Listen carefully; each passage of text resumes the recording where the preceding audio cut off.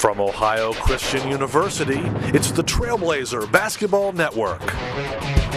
The OCU Trailblazer Basketball Network, brought to you in part by Domino's Pizza of Circleville, located on Lancaster Pike, 740-477-2541. 740-477-2541. Circleville Subway is a proud sponsor of the OCU Trailblazers Basketball Network. Subway, eat fresh. Service Master Clean by Todd George. They will help you get clean and stay that way at work and at home. 740-687-1077. Fairfield Christian Academy has a K-12 program that's committed to molding young minds to have a Christian worldview while providing an education of excellence. Learn more at fairfieldchristianacademy.com. Thank you for watching the Trailblazer Basketball Network. I knew that attending Ohio Christian University would prepare me for whatever lies ahead. What I didn't know is how I would pay for my education. I wondered how complex the process was and if I would be eligible to receive financial aid. Well, that's when I found the OCU Financial Aid website. At Ohio Christian, the process is simple. The OCU Financial Aid website provided me with the information I needed to start and complete the process. I learned how to fill out my free application for federal student aid. Soon after completing my FAFSA, an Ohio Christian Financial Aid counselor determined which aid was available for me and answered all my questions about my options. Options like grants and work study, student loans and scholarships. An Ohio Christian University education is within my reach. If you are concerned about finances, as I used to be, I encourage you to take the next step. Fill out your FAFSA today. For assistance, call Ohio Christian University at 1-877-7-OCU-NOW or visit us at ohiochristian.edu.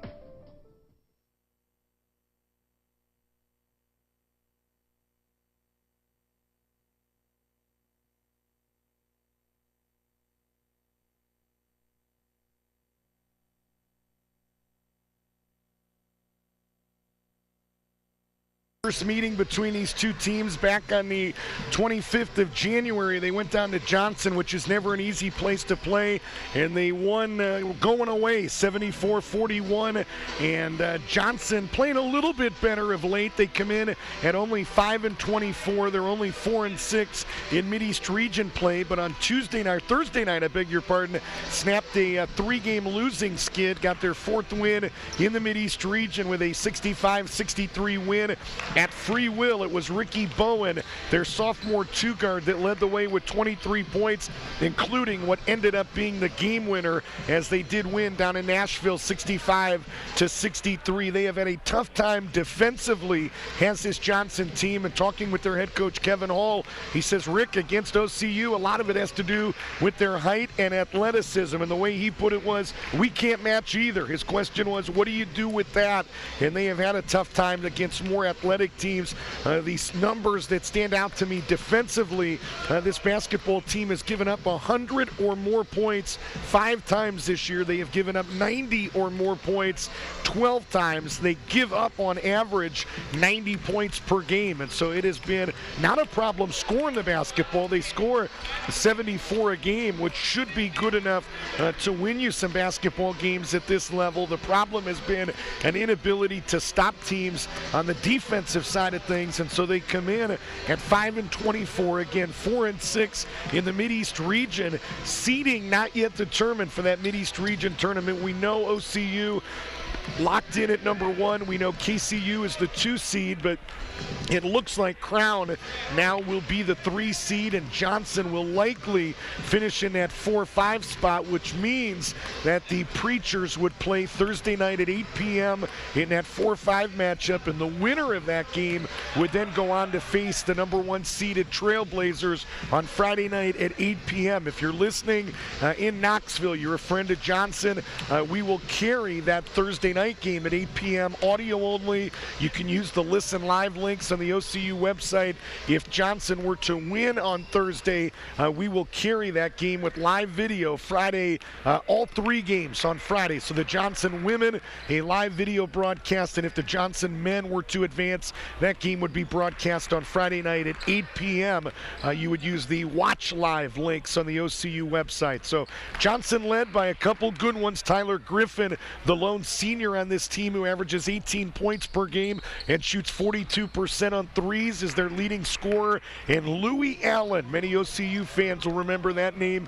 Louis actually enrolled in school here at OCU through the end of the first semester, made the move down to Johnson. Jamie Batten, OCU assistant coach, kind of helped facilitate that move. Louis wanted a little bit more PT, wanted just some new opportunities, and Jamie Batten gave him a couple schools on his radar screen. One of them was Johnson. He met with Kevin Hall and thought it would be a good fit, and it sure looks like it on paper.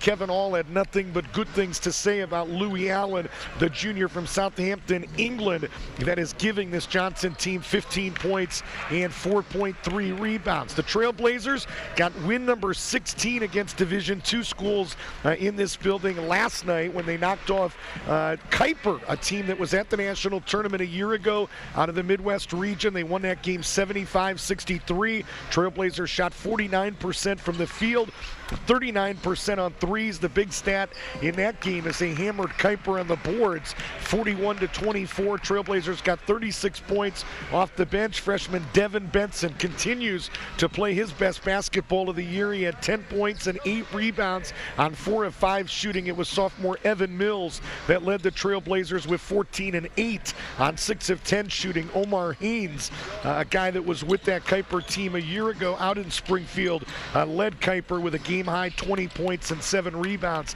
Haynes was 9 of 15 from the field. And so again, OCU has not been beat by a Division II school all season long. They are a perfect 16-0. Their average margin of victory is some 18.4 points per game.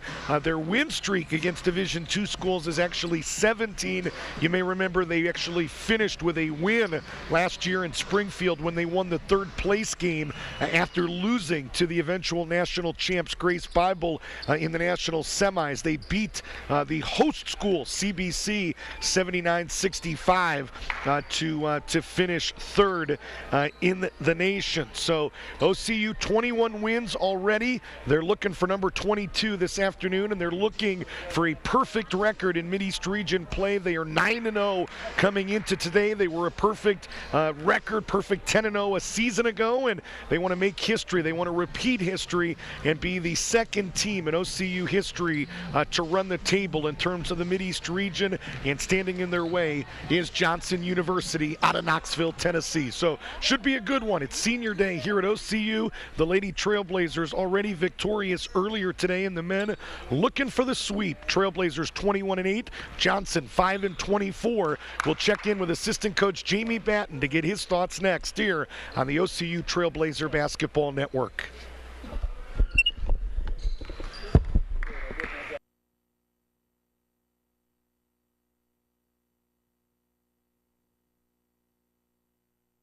From Ohio Christian University, it's the Trailblazer Basketball Network. The OCU Trailblazer Basketball Network, brought to you in part by Domino's Pizza of Circleville, located on Lancaster Pike, 740-477-2541. 740-477-2541. Circleville Subway is a proud sponsor of the OCU Trailblazers Basketball Network. Subway, eat fresh. Service Master Clean by Todd George. They will help you get clean and stay that way at work and at home. 740-687-1077. Fairfield Christian Academy has a K-12 program that's committed to molding young minds to have a Christian worldview while providing an education of excellence. Learn more at fairfieldchristianacademy.com. Thank you for watching the Trailblazer Basketball Network. Back here on the pregame show, it's Johnson and Ohio Christian, just a few moments away from the opening tip. And assistant coach Jamie Batten joins us now. Coach, you got the 6th in a row last night, win number 15 in 16 games with that 75-63 win against Kuiper, another team that could end up finding their way out to Springfield in the national tournament. Your thoughts on win number 21? It was a nice win for us. Kuiper, they came in from the Midwest region, probably the toughest region in the nation as far as overall talent and competitiveness. And they took us to overtime at their place back in November. And it was a good game. We were up 6 at the half, and we really had a battle. They took the lead with about 12 minutes left, and we stepped up, had a nice little 22-6 run to end the game, and ended up winning by 12. But they're a solid team.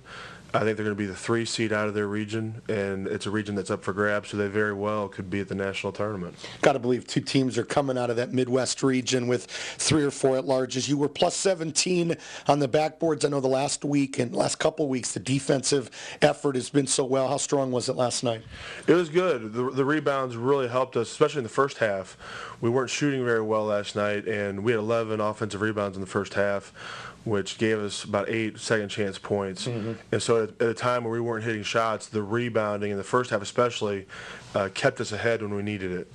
36 points off your bench. Another stat that stood out as I looked at the final box, Devin Benson, the freshman, gave you 10 points and 8 rebounds. What's been the biggest difference with him the last 2 or 3 weeks? He's really just settled in. I think, he's a freshman, and as he gets more mature and more comfortable, and he's been more aggressive but also under control. And I think if you look at the last 5 or 6 games, he's shooting a very high percentage. He's probably averaging 8 or 9 points a game. He's rebounding it well. But he's taking really good shots. And also, he's becoming a much better passer out of the post. He's hitting cutters. He's hitting weak side passes to three-pointers. Mm-hmm. And he's really asserting himself and getting a good feel for the game. Johnson, the opponent this afternoon, a team you hammered not too long ago, 3 weeks ago by 33. Jamie, is this one of those danger games? Second game in 2 days. Big win last night against Kuiper. Senior day, regional tournament 6 days away. Is this one of those games as a coach you're concerned the energy and focus may not be there coming out of the gate? Yeah, it might be easy, just to look past them and take it for granted, but we know we're going to have to show up and defend. I think last year they started out in the first half and played close with us for the first half last year. And I think if we defend the way we know we can defend, we can frustrate what they want to do. But it's really going to come down to our defense and our energy as far as the flow of the game. Let's talk a little bit about Johnson. One familiar face fans going to see today is Louis Allen, that was here in school through the semester, averaging now 15 and 4 for Kevin Hall. And I know you were one of the guys that kind of pointed Louis down to Johnson. Why did you think he would be such a good fit there? Well, I actually recruited Louis here, and when he got here, what he was wanting, what his needs were. We wanted to find him a place where he could be a featured player, and we had put together a list of about 3 schools, and when we had talked about everything as far as academically, as far as the overall school experience, we felt like Johnson is probably going to be the best fit. And Louis is a great kid. The professors and staff loved him here. Our coaching staff loved him. He just handles his business. He's a great three-point shooter, and he brings a lot of things to the campus other than just athletics. And I'm sure he's doing well at Johnson. I'm sure they love him just like we do. I asked Tony this the last couple times we've talked. Good to get an assistant's perspective. What are some of the points of emphasis right now, Jamie? Things that you guys in practice, maybe we don't hear about it, don't see it, that really you're stressing with tournament play fastly approaching. Well, we've been preaching 2 things primarily. One is just being competitive. Mm-hmm. And so if you come to an OCU practice over the last 2 weeks, you're going to see guys competing in every drill, wanting to win it. We're scoring everything we do. Bodies are hitting the floor. People are diving for the ball. People are getting tips and steals and hustle plays. And we're scoring every drill we do. And there's going to be a winner and loser. And we are a very competitive, emotional team. And when we play that way, we execute better, we rebound better, we defend better. When we don't compete, we're not nearly as good. And so we know we have to bring that emotion and that excitement to the floor for us to be a good team. Talking with assistant coach Coach Jamie Batten as we get you set for the second of two today as Johnson and OCU in a Mideast region battle. Final regular season game of the year for the Trailblazers, and it is senior day here, Jamie, and probably the guy I should talk to, having been with this program for as long as you have in a variety of roles. Thoughts on Milan Kostov, his last 2 years here after coming in from Temple, just what he has meant to this program, and also I'd love to get some of your thoughts on the maturation and transformation of the big fella, James Nelson. Well, Milan Kostov's been great. I remember meeting him in Cincinnati about 2 years ago and talking to him at a Perkins and having lunch with him. And he's brought so much energy and sort of a European flair to our campus. Not just his rich accent, but he's a very passionate person, and he plays very physical. And we love what he brings to our team and to our campus. And not only that, but he's been a part of Athletes in Action, the Bulgarian summer tour, and so he's been ministering across the nation in that way. Mm-hmm. And he's a mature, solid leader for us, and he's very consistent. He's very passionate. He loves the game, and Milan brings a lot to the table in that regard. And as far as James, James came to this campus with a very mediocre skill set. And I think what you've seen this year is James has reached his God-given potential in the area of athletics. He's gotten in the shape, he's gotten better mentally and physically, and that's resulted in him being an impact player for us. And that really speaks of his work ethic and determination. He's grown and matured off the floor, and he's really settled into himself. I remember talking to him before the year that he has to see himself as the player he is now, not as the player he was when he came here. And so he sort of had to reprogram his brain to be a dominant force. And I think he's done a good job of doing that. I think it's a testimony to Curtis Christopher, your work, Tony's work. How rewarding is that to see a kid? A lot of times maybe they don't progress in 4 years like James has. To see the before and the after, if you will. How rewarding is that as a coach? It's very fulfilling. And if you look at James, I think he sort of arrived physically before he had the internal maturation. And once he matured that way and settled in and became a leader for us, things changed for him. I remember at Pikeville, after the game, we had a rough game at Pikeville this year, and James Nelson stepped up as leader and shared some really strong words with the team. And since then, James has been a go-to player for us. And there's moments where he goes to a whole nother level. And when he does that, it's very fun to watch. But when you think about where he came from and how much he's improved, and not just physically, but mentally and socially as well, we're just so proud of him for who he's become.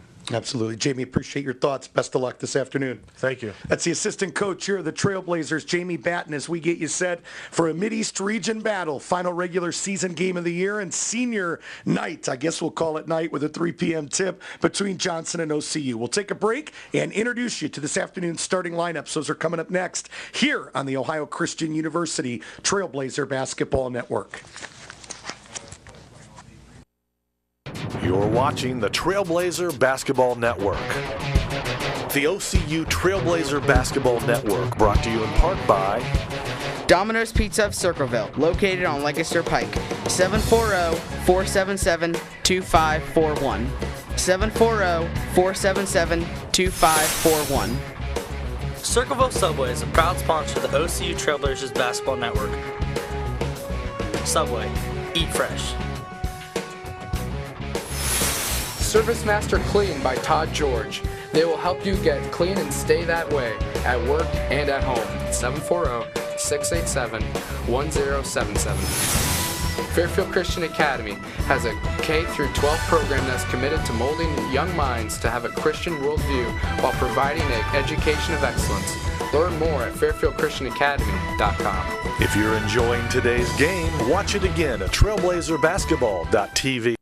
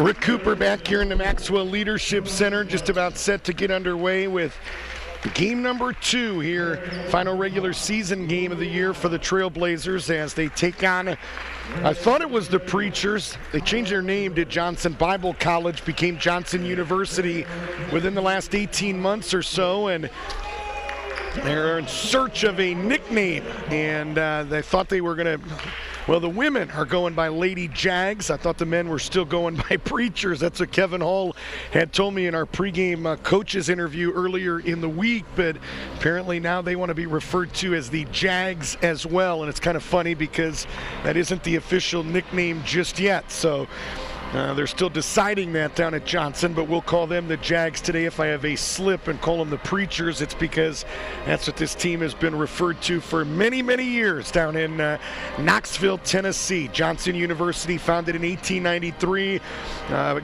Formerly Johnson Bible College, school of about 945 if you include their graduate students and their online students. And best run they had was back in 2006 when they knocked off KCU 102-99 in the Mideast Region Championship. Boy, was Justin Hayes special. Freshman that year was the MVP of the region.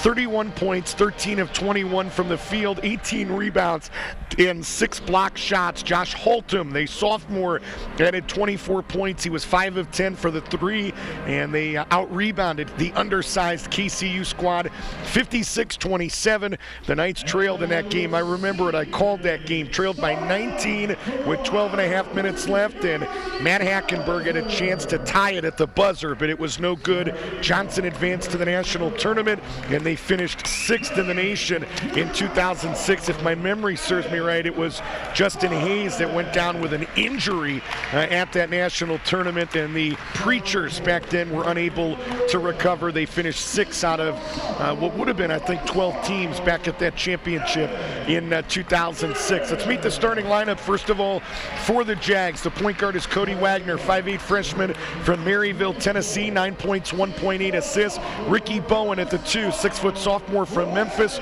12 and a half points and a team best 5.1 rebounds. Tyler Griffin, the lone senior on this team, will wear number 31, 5'11" senior from Lafayette, Indiana, 17.8 points, 42% on threes as a team high for the second team Mideast Region performer from a season ago.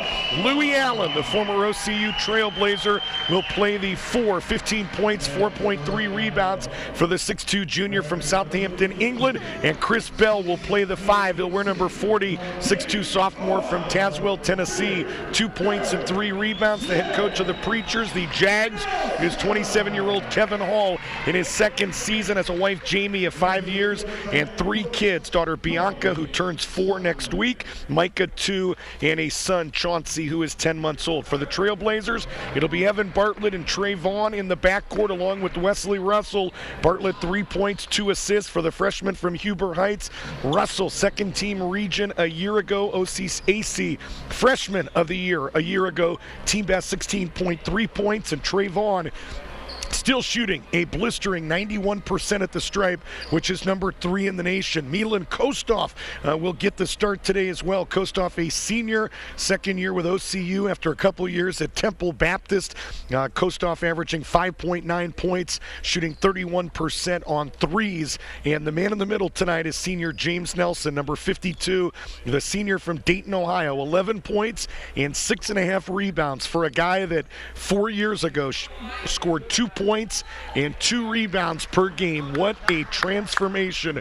What a success story for James Nelson and for this OCU basketball program. The senior from Dayton, Ohio, will jump it up for the Trailblazers. Greg Moore will throw it up. He's the referee from Westerville. Tom Lehman, the umpire from Hilliard, and Kerry Copeland, the other umpire out of Newark. Trailblazers win the opening tip. They'll go left to right here in this first half. So Milan Kostov in there as a senior instead of Trey Vaughn to start this game. And James Nelson, a shot up close is no good. And the rebound to the Jags out of Knoxville, Tennessee, a Mideast Region game as OCU hopes to improve to 10-0 and remain undefeated for the second time in region play in school history. Shot up close by Tyler Griffin is no good. And the rebound to OCU. Nelson underneath. Missed his first touch. This time a little step through. And it's shot up close is no good, but he'll go to the line and get 2. Foul is going to be charged to 22 Thomas Davis, the 6'2 freshman from Knoxville, Tennessee. And Big James Nelson will shoot the first free throws of the game for OCU. Trailblazers come in at 67%. Nelson 33 of 55 for 60%. The first one is up and in. 19:11 to play, first half just underway. Rick Cooper and the OCU Trailblazer Basketball Network. Nelson will bend the knees and fire again. This one is no good, in and out. And the rebound into the hands of Thomas Davis. Ricky Bowen, the starting 2 guard, will get it to the freshman point guard Cody Wagner. And Wagner's pass cross court is intercepted by Nelson, who lost it, got it back, and threw it up and in midair. Wow, nice play by James Nelson, who stuck with it after it was slapped out of his hands. And it's James Nelson 3, Johnson University nothing. Right side, it's 31 Griffin. Back out to the left side, Wagner. Left baseline, it's Ricky Bowen. Bowen spun through a double team and dropped it off underneath to 22 Thomas Davis. His first points of the game, and it's 3-2. Kostoff to the right wing. Kostoff working into the lane, goes left wing to Mills, fires a 3, backside of the iron, no good. And Tyler Griffin, a good box out on Wesley Russell as he moved him all the way across the lane in the process of shielding him out. Left wing Griffin fired a 3, no good. Rebound Nelson for OCU. Trailblazers lead is 3-2.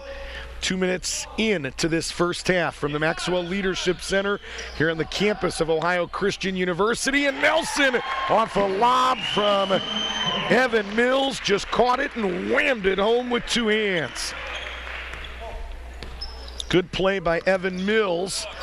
And Nelson thanking Kostoff as well, who I think got wide on that wing to create a little bit more space for him to catch that pass. Good hustle by Evan Bartlett, who dumps it off to Mills. Mills to the other end, and it's slapped out of bounds. It'll stay with OCU, but Tony Stockman applauding the effort. It's one thing Tony has talked a lot about throughout this season is the fact that the opposing team has gotten to more loose balls than his team has, and it's something that has frustrated him at times. And Evan Bartlett will do all the dirty work, and he got on the floor there to keep a possession alive. Takes a lot of charges, does Bartlett as well. He and Milan Kostoff, the leaders of this team in terms of charges taken. Ricky Bowen, the sophomore from Memphis, 12.5 points per game, 5 rebounds. Drops it off to Griffin, who put it up on the rim, no. But he was fouled by Evan Bartlett, and he'll shoot 2. First foul on Evan Bartlett, first on the team. And a couple free throws coming up here for Tyler Griffin, the senior from Lafayette, Indiana.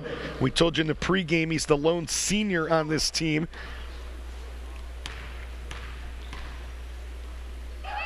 First free throw is up and in for Tyler Griffin. He's a preaching/church leadership major at Johnson. Will graduate in May and pursue that calling. Second free throw is no good, and a good box out by everybody wearing white. Lob again underneath to Nelson against Davis. Takes a little dribble to create some space, and now surges to the middle of the floor. Drops it off to Kostoff.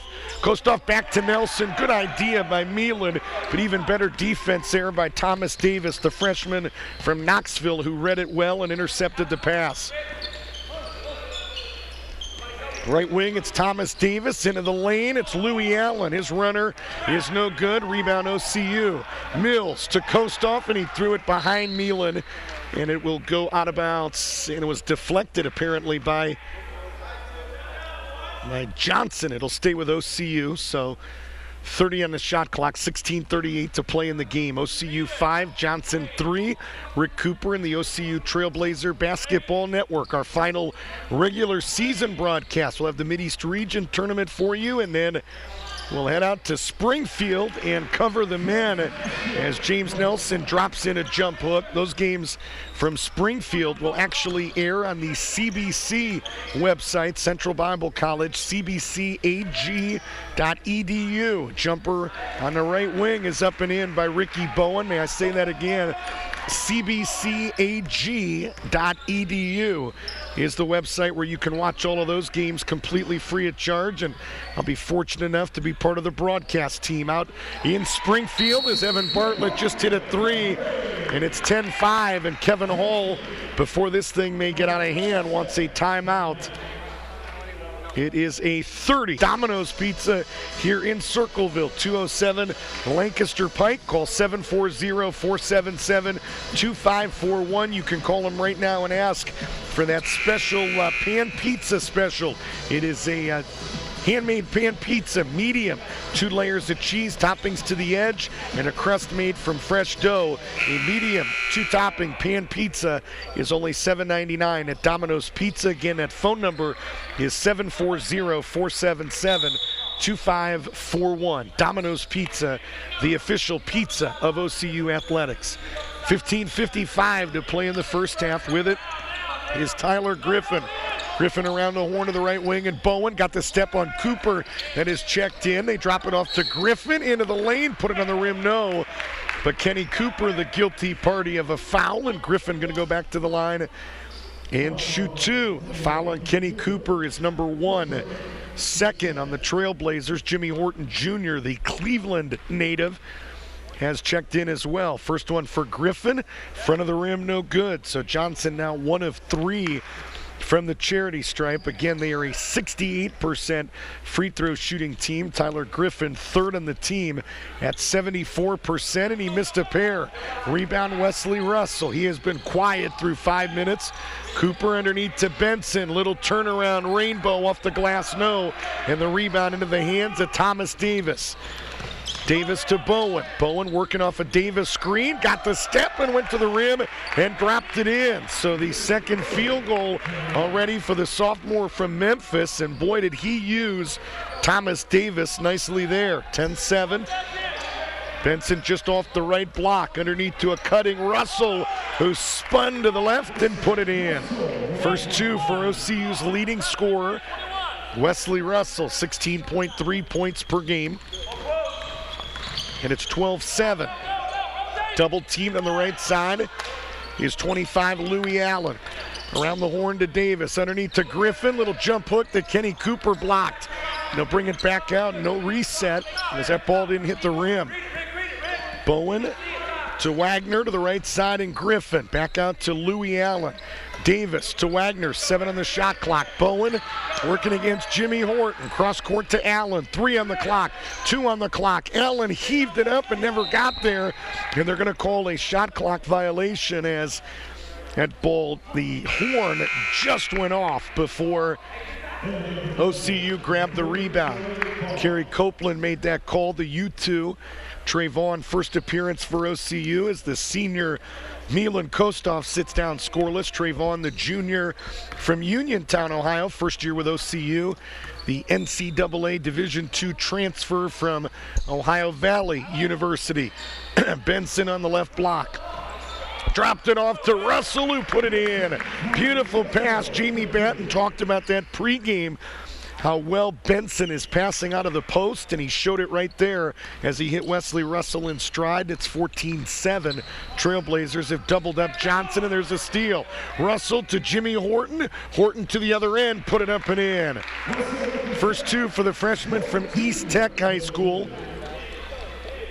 And it's 16-7. Trailblazers lead is 9. Ricky Bowen to the left wing, and the point guard Cody Wagner. Wagner to Davis, who tried a lob pass underneath to 31 Tyler Griffin, and some miscommunication there as that pass went out of bounds. Substitution for Johnson, number 15, Josiah Reckenbach, 5'11 freshman from Knoxville, Tennessee. Head coach Kevin Hall calls Reckenbach his best on-the-ball defender. Transferred into Johnson in the fall after 1 year at the University of Tennessee in Knoxville. Didn't play basketball there, but attended school with the Volunteers. Benson, left block, attacked the basket. His shot up close, no good, as Thomas Davis came up to contest it late, and the rebound to the Jags. Picking up his dribble was Ricky Bowen. Bowen back out right forecourt. Just left of center, it's Tyler Griffin. Now top of the key, Reckenbach. And ball slapped out of bounds by Jimmy Horton as Louis Allen and Ricky Bowen trying to work on that right side for Johnson. Johnson in the blue, Trailblazers in the home white with the blue numbers. They lead 16-7 as Danny Schrock is checked in. Reckenbach fires a three, no good. Benson finally grabs the rebound after a couple Trailblazers let it bounce a time or two. Vaughn left wing, his three is no good, but a foul is going to be called on Ricky Bowen, and we'll see if Trey Vaughn is shooting 2 or 3. That's going to be a 2 that was attempted. Foul on Ricky Bowen is his first, team second, and Trey Vaughn, a 91% free throw shooter. We talked about it in the pregame. Third in the nation. Here's Trey Vaughn coming into tonight's game at 32 of 35 now, 33 of 36, and head coach Kevin Hall again trying to stop the bleeding right now is called a 30-second timeout with 12:44 to play in this first half. Again, we remind you, we'll be with you for every game at the Mideast Region Tournament next week. The quarterfinals for the men Thursday night at 6 p.m. and 8 p.m. Those are audio-only broadcasts. You'll click on the Listen Live link on the OCU website. And then semifinals at 4, 6, and 8 on Friday. The KCU women will play at 4. The OCU women, no, let me take that back. Let me start over. Semifinals on Friday. It'll be a men's game at 4 between the KCU men and the winner of the 3-6 matchup on Thursday night. 6 p.m. will be the OCU women taking on Johnson. And at 8 p.m. it'll be your Trailblazers taking on the winner of the 4-5 matchup on Thursday night. So those will all be video broadcasts. Mideast Region Championship game Saturday at 1 and 3 with live video right here on the OCU Trailblazer Basketball Network. Right side, Griffin got a good look, fired a three, no good. Reckenbach's tip is no good. Rebound OCU. Schrock to Trey Vaughn. Vaughn underneath, trying to get it to Benson, and Thomas Davis played that pass well. Slept it out of bounds. It'll stay with OCU. 27 on the shot clock. 12:18 to play first half. Jimmy Horton to the left wing and Trey Vaughn. Vaughn to Danny Schrock. Back out to Horton out of the left side and Vaughn. Vaughn looking to work against Ricky Bowen. Created some space. Fired a 17-footer, no good. Long rebound deflected out by Louis Allen. Bowen into the lane. Bowen got the step and he finished nicely. 6 already for Ricky Bowen. Good-looking sophomore from Memphis. Vaughn underneath to Benson, who lost the basketball and then was tied up by Thomas Davis. And the possession arrow will give it back to the Jags. Kevin Hall, the second-year head coach of this Jag team, graduate of the United States Sports Academy, got his degree in sport coaching, working on a master's degree at USSA as well. Coached 1 season overseas in Denmark, but a guy that works at Point Guard College is where he makes most of his income. Only a part-time employee at Johnson. It's a university, not a university, it's a program, a school that offers classes, courses as they call them, as Thomas Davis just hit a three, not just for point guards, but for high school and college players of all levels. And so a guy with obviously some basketball expertise that is trying to bring back some of the glory days at Johnson basketball. As we said, 7 years ago, this team advanced to the national tournament. Had a pretty darn good basketball team that year as well, under the direction of Doug Carnes, who coached this program for 27 years. Mills to the other end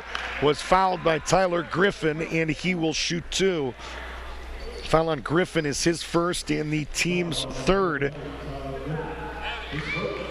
the challenge for this team, Johnson has been eliminated in the quarterfinals of the Mideast region each of the past 4 seasons. So they have played in one of those Thursday night games, and it has been 4 years since they advanced. First free throw by Evan Mills is up and in.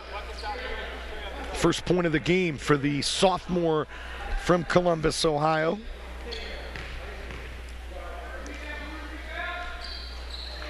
And Mills puts in the second, and to clarify on that stat, it's actually been 5 years. The last 4 seasons, 12, 11, 10, and 9, they've all been eliminated in those Mideast region quarterfinals. It was 08 that they advanced to the semis as Louis Allen, straightaway 3, came up a little bit short. Rebound by OCU. Russell into the lane, put it up, no. Davis blocked his shot from behind. Bowen quickly to the other end. Bowen put it on the rim, no good. Offensive rebound, Louis Allen. His putback was blocked into the hands of Bowen.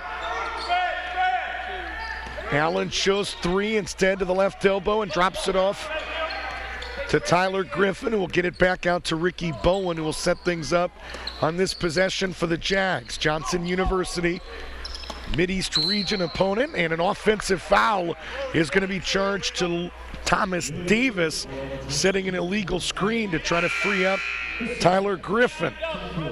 Foul on Davis is his second. It's the team 4th. And so quickly off the bench is number 21, Curtis Crow, the 6'2 freshman from French Lick, Indiana, will check in. And if you're a basketball fan, there's somebody else that came from French Lick, Indiana. I've actually been at his house, stood in his drive, seen his basketball court, Mr. Larry Joe Bird. Same hometown as 21 Curtis Crow that's checked in for Davis, who has 2 fouls and has to sit down. Kostoff went to the left hand and kissed it off the glass, up and in. First 2 for the senior from Jambol, Bulgaria, Milan Kostoff. Trailblazers extend their lead to 10. It's 22-12. They won by 33 in the meeting about 3 weeks ago in Knoxville, and Ricky Bowen, trying to keep that result from happening again, has really played well here in the first half. He's got 8 points. 8 of Johnson's 14 in the hands of Bowen.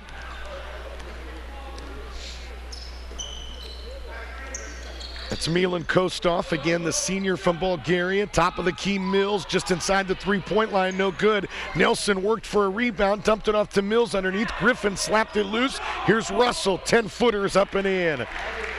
6 points for Wesley Russell. He has been quiet, but he has helped give OCU a 24-14 advantage. And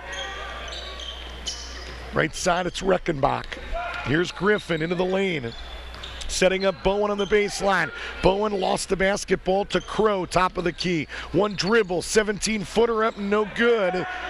Rim, backboard rim, and into the hands of big James Nelson for OCU.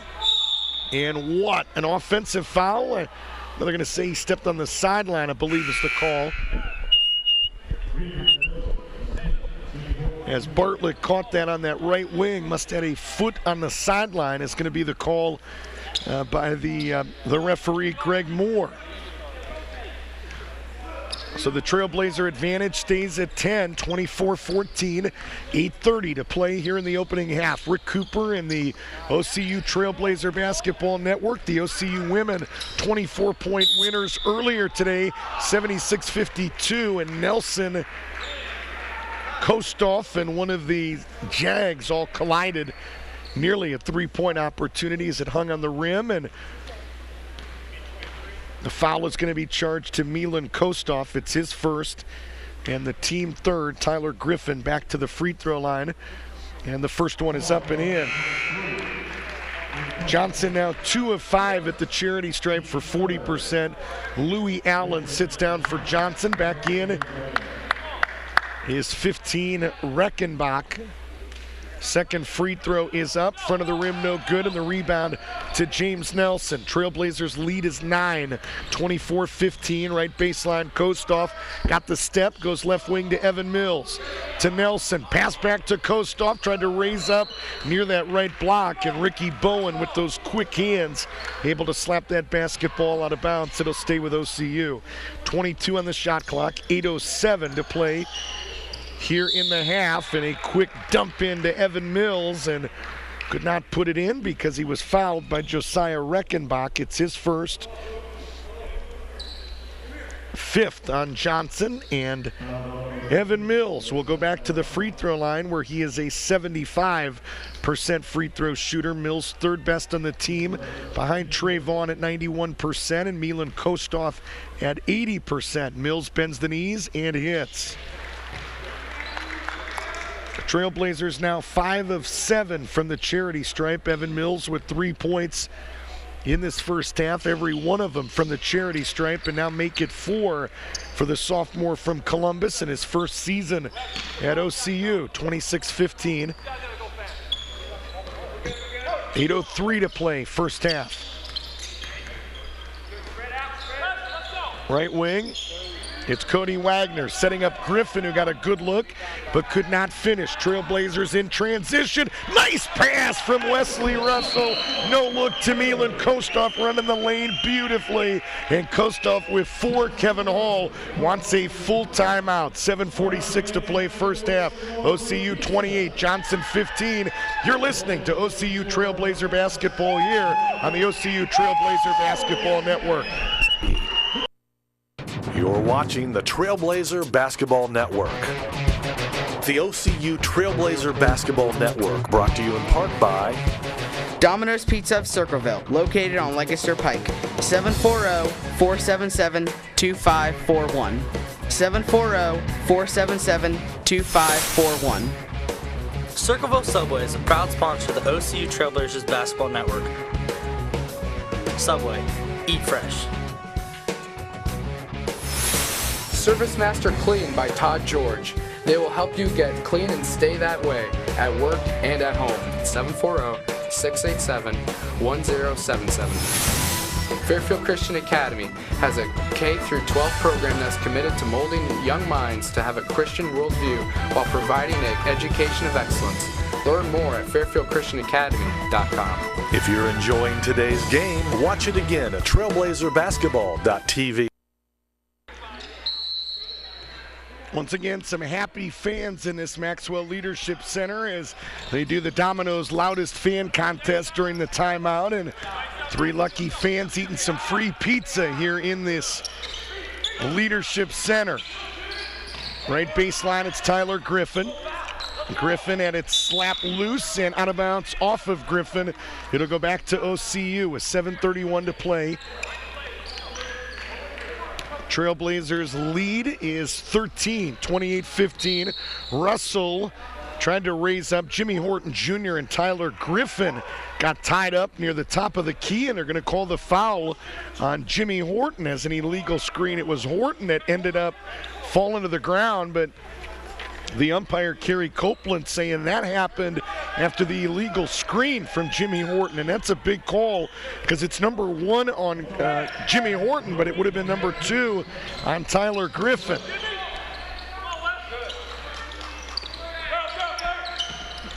Griffin working against Kostoff, went baseline, cross court now, 3 on the way by Wagner is up and in. Cody Wagner comes in averaging 9 a game. First points of the game for the freshman point guard. Nelson underneath, put it up over Crow, no good. Nelson got it again, missed again up close, and they're going to call an offensive foul on 23, Milan Kostoff underneath the basket. Second foul on Milan Kostoff, number 5 on the team. Here comes Danny Schrock, here comes Kenny Cooper, and here comes Devin Benson as Mills, Nelson, and Russell will sit down. 6:51 to play here in the first half. OCU 28 and Johnson 18. Rick Cooper and the OCU Trailblazer Basketball Network. And here's a turnover as Wagner threw it away right into the hands of Kostoff, who went to the rim, put it in, but they're going to call a travel, and that's the right call as Kostoff was kind of lost his footing a little bit, if you will, and Tom Lehman right on top of it as Milan took an extra step trying to get to the rim. Fans don't like it, but it is clearly the right call. 6:34 to play in the half. 28-18. This is Ricky Bowen, who has 8 of Johnson's 18 here in the first half, guarded by maybe OCU's best defender, Jimmy Horton, and they're going to call an over and back violation. It's going to give it to OCU, and I'm not sure about that call either. Sure looked like Jimmy Horton slapped it loose, which would have made that not an over and back situation. You can go behind the timeline if that pass or that dribble was slapped loose by the defender, but anyway, it benefits OCU. We'll take it. 28-18, 6:10 to play in the half. Left wing Kostoff thought about a 3. Instead, a couple dribbles. Back to Benson. Nicely done. Benson established himself, put it in, and they're going to call a travel again as Benson caught it, went up, and when he didn't release the basketball, it was a traveling violation. So Tom Lehman not in good graces with the OCU fans after a couple of those calls, and Tony Stockman questioning that one a little bit as we go under 6 minutes to play in the half. 28-18 OCU. Left side, it's Ricky Bowen. Off a screen, fires a 3, no good, and Jimmy Horton is going to get called for a foul, and Ricky Bowen going to go to the line and shoot 3. So that is number 2 on the freshman from Cleveland, Jimmy Horton. It's number 6 on the team. It gets Evan Bartlett off the OCU bench in a hurry, and it sends Ricky Bowen to the line to shoot 3, and the first one didn't look pretty, but it stayed in. So Ricky Bowen now with 9. An opportunity to be the first player in double digits for either team, but he cannot convert on the second. Jimmy Horton will sit down as Evan Bartlett does check back in. So Bartlett, Kostoff, and Schrock in the backcourt. Cooper and Benson up front, and Ricky Bowen makes 2 out of 3. He does have 10 points, and it's a turnover on an unforced error there that's going to give it right back to Johnson. 5:46 to play, and the referee says that ball was never touched, and because of that, you actually bring it in where the ball was thrown in from, and Craig Moore, the referee from Westerville, right on top of that, and Wagner will bring it in underneath his own basket. Wagner off a screen from Griffin, picked up by Danny Schrock. Back out to Bowen. Right side 3 by Wagner, never got there.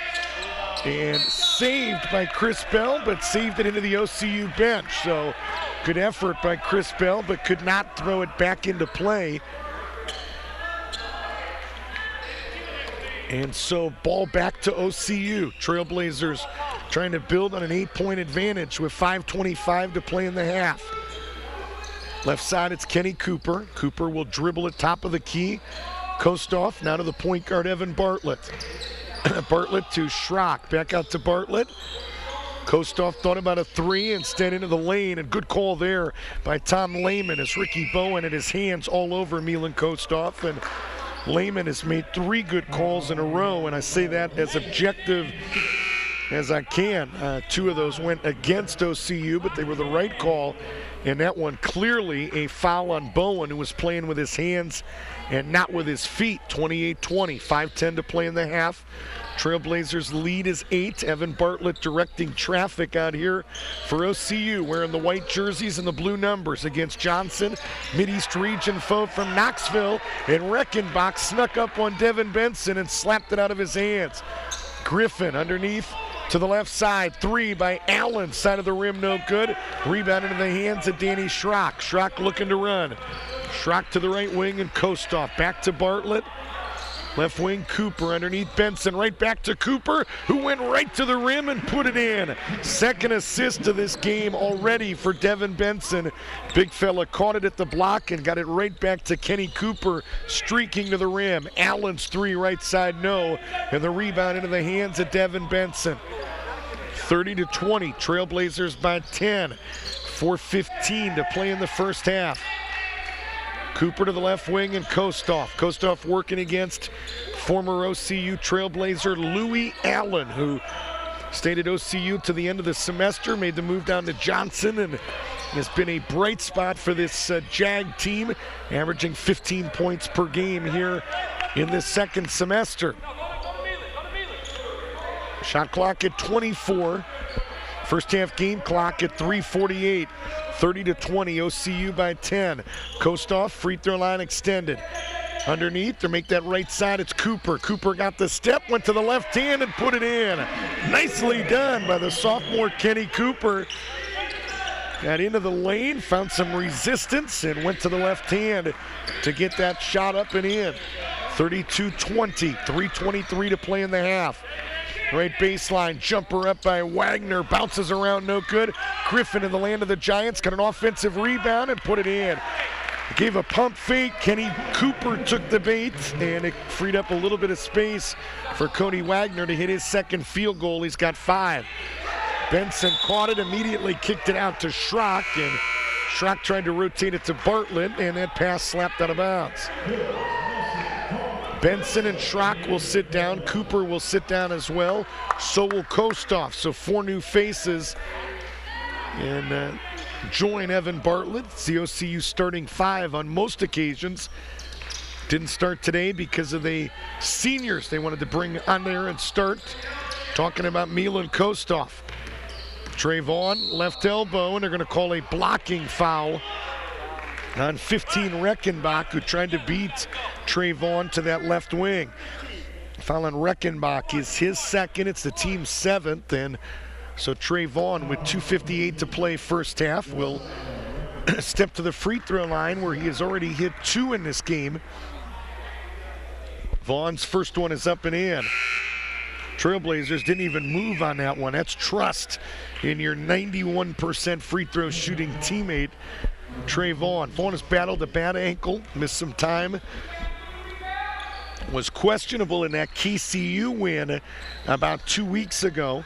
Did not play in the first half. Knights kept it close, and then Trayvon entered in the second half and scored 17 points on 5 threes as the Knights fell to the Trailblazers by 10 for the second time this season. So underneath, Reckenbach working against Trayvon on the right baseline. Back to the basket, now squares up with 13 on the shot clock. Triple teamed and tried to go cross court on a skip pass that was deflected out of bounds by Evan Bartlett. It'll stay with Johnson, 10 on the shot clock, 2:32 to play here in the first half. Rick Cooper and the OCU Trailblazer Basketball Network. Louis Allen, a good look from 3 on the right side, no good. Nelson, a defensive rebound. Nelson, an outlet to Evan Bartlett. Trailblazers looking to run. 5-on-3 advantage, and Trayvon double pumps and puts it in at the right block. He's got a half dozen. 36-22. Nearing 2 minutes to play in this first half. Halftime, they will recognize the OCU seniors. Talking about Milan Kostoff and James Nelson. And ball was kicked out of bounds. And Greg Moore gestured Johnson basketball, but Kerry Copeland comes over to at least discuss it. And they're going to keep it with Johnson. Under 2 minutes to play now as Louis Allen with it left side. And Allen had it slapped out of his hands by Evan Mills. It'll stay with the Jags. Looking to inbound is Allen. And what? They're going to get a push off on Trayvon. Trayvon doesn't like the call. First on Trayvon, it's number 7 on the team, and so Tyler Griffin will go to the line and shoot the 1-and-1 here with 1:54 to play in the half. To finish that thought, they will recognize Milan Kostoff and James Nelson, the 2 OCU seniors, at halftime of this game, so be sure to stick around and don't go too far. You'll want to see some of that. We'll try to share as much of that as we can. Mandy Ray in the vicinity, and she will talk to us pre or the halftime as well. 2 free throws for Tyler Griffin, 4 points in the game.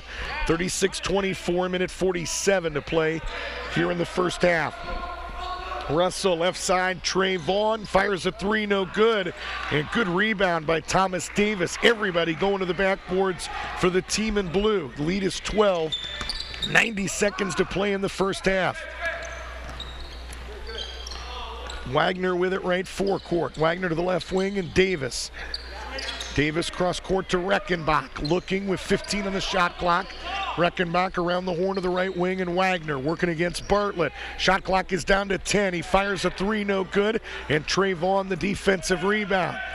Vaughn looking to run. Make that Russell looking to run. Fired a pass underneath to Evan Mills, and it was a good idea by Wesley. Evan wasn't ready, and Mills batting his chest to say my bad as they run back up the floor. Lead is a dozen, so again, this is one of those points in a game when you're Johnson at 5 and 24. You don't want to do anything in the final minute to destroy the momentum. They're hanging around. Shot blocked. Nelson's long outlet, though, is run down by Reckenbach. 4-on-4 is Vaughn and Wagner late coming down. Mills slapped it loose, and JT, our camera, just went to the ground. Thank you, sir. Mr. Reckenbach picks up our equipment and moves it to the side. Fresh 35 for Johnson, 46.1 to play here in the first half. Reckenbach will bring it in and does so to Wagner, who's double teamed behind the timeline, to Louis Allen. Allen has not scored, came in averaging 15 a game, did Louis Allen. Reckenbach left wing. Out of the right wing, and Allen with 19 on the shot clock, 28 to play in the game. About a 10-second differential, shot clock and game clock. Allen now down to 10. Allen into the lane, scooped it up on the rim, no good. Tip, no good. Thomas Davis is there to finish it off with a third attempt. He's got 7 in the game, and maybe a delay of game warning here. We'll see. Called a delay of game warning on Josiah Reckenbach from Johnson. Here with 15.4 seconds left, so the shot clock is off. And the Trailblazers with an opportunity to get the final shot of this first half. But give the Jags credit, they have hung around. It's a 10-point game right now at the nearing the intermission. Russell with 5 seconds left, and they're going to call an illegal screen on James Nelson, who wasn't set when he made contact with Tyler Griffin. So it's the first on Nelson. It's number 8 on the team. And now, with 6.7 left, it's the Jags that'll have an opportunity to get the final shot of this half. Griffin with 5, Griffin with 4, and it's a blocking foul on Evan Bartlett on the left wing. And so now it's number 2 on Bartlett, number 9 on the team. And Tyler Griffin going to have an opportunity to cut this to single digits with 3.1 seconds left. Griffin bends the knees and hits. Griffin now with 5. If you're OCU, it was a 10-point game. You're thinking nothing worse than a 10-point advantage, but an illegal screen, and now 2 Tyler Griffin free throws, and it's an 8-point game. 3 seconds left. 2, 1, Russell to beat the buzzer. Hit the front of the rim, no good. We're at halftime here in the Maxwell Leadership Center. Johnson with a run to end that first half. They have done a good job keeping it close, and they lead 36-28 here at the intermission. Coming up, the halftime show. We'll take a look at the first half numbers. We'll try to peek in a little bit at some of the senior festivities as they honor Milan Kostov and James Nelson, and we also hope to check in with OCU Trailblazer head coach Mandy Ray to get some of her thoughts from the win earlier tonight as well. So all that is coming up on the halftime show after this 2-minute timeout here on the OCU Trailblazer Basketball Network.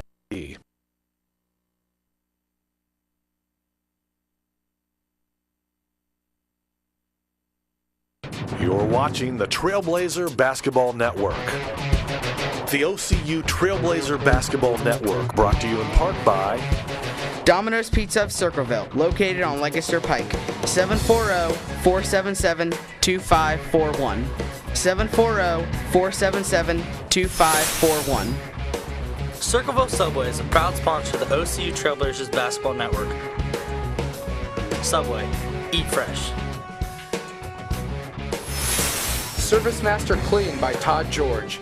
They will help you get clean and stay that way at work and at home. 740-687-1077. Fairfield Christian Academy has a K-12 program that's committed to molding young minds to have a Christian worldview while providing an education of excellence. Learn more at fairfieldchristianacademy.com. If you're enjoying today's game, watch it again at trailblazerbasketball.tv. American Idol, they asked us to sum up our life goals, and I said I wanted to be a loving father and a faithful husband and a servant of all. And I think the servant of all, that's the main one, and I think that's what we're called to be.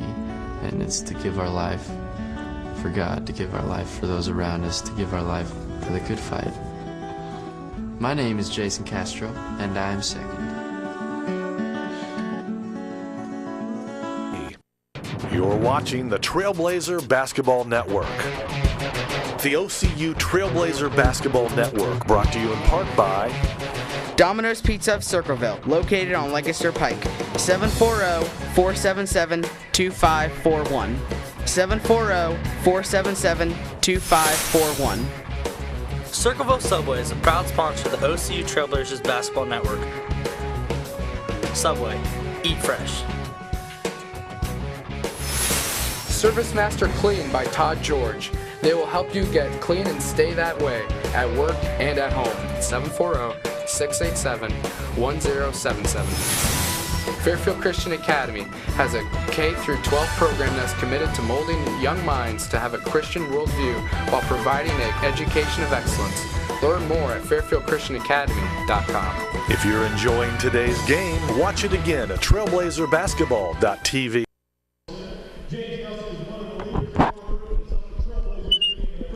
They're recognizing James Nelson and Milan Kostov, two of the seniors here at OCU, and talking about some of Nelson's accolades right now. And Nelson, a great story. I love to tell it. 2 points and 2 rebounds as a freshman when he played primarily JV, and now one of the most dominant big men in the NCCAA Division II, and a big reason why this team is the #1 ranked team in the NCCAA Division II. And there's Milan Kostov. If you can get a shot on the floor, fellas, at all, taking pictures with his family, the senior from Jambol, Bulgaria, that has been at OCU now for 2 seasons after coming here from Temple Baptist. Jamie Batten talked about him in the pregame. Does a lot of traveling with some of the national teams from Bulgaria, and has been a nice asset to this program on and off the court as well. Earlier today, the OCU women got their 17th win of the year with a 76-52 win over Johnson, and Mandy Ray joins us now. Coach, first of all, just your initial thoughts on win number 17. It was a battle for a period of time, but your depth seemed to wear them down a little bit. Yeah. Let's turn you up, and let's try that again.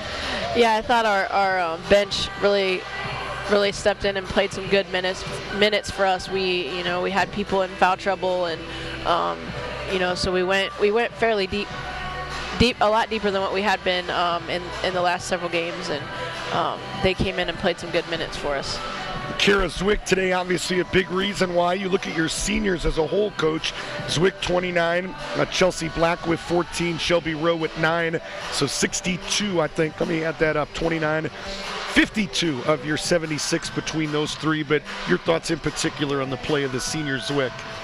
I thought she came ready to play today. She was really excited to get to play. She didn't get to play against Johnson the first time we played them, and she was kind of, we told her, more on the other team that she had to be ready to go, and she was kind of disappointed after her performance against Alice Lloyd a little bit too, I think. So she came out ready to go and came out really confident shooting the ball, and she's capable of shooting that way. She's definitely capable of it. Sometimes if she misses her first couple shots, she gets down and loses confidence, but she's definitely capable of shooting the ball like that, and I thought her defense was really good today too. How big was the depth? You look at a player like Whitney Moore, they're big underneath, got off to a real hot start at 10 points pretty quick and only had 2 in the final 20 minutes. Did you sense that was the biggest difference down the stretch, or what else did you do adjustment-wise in that second half? I think it was the depth, and I think we really,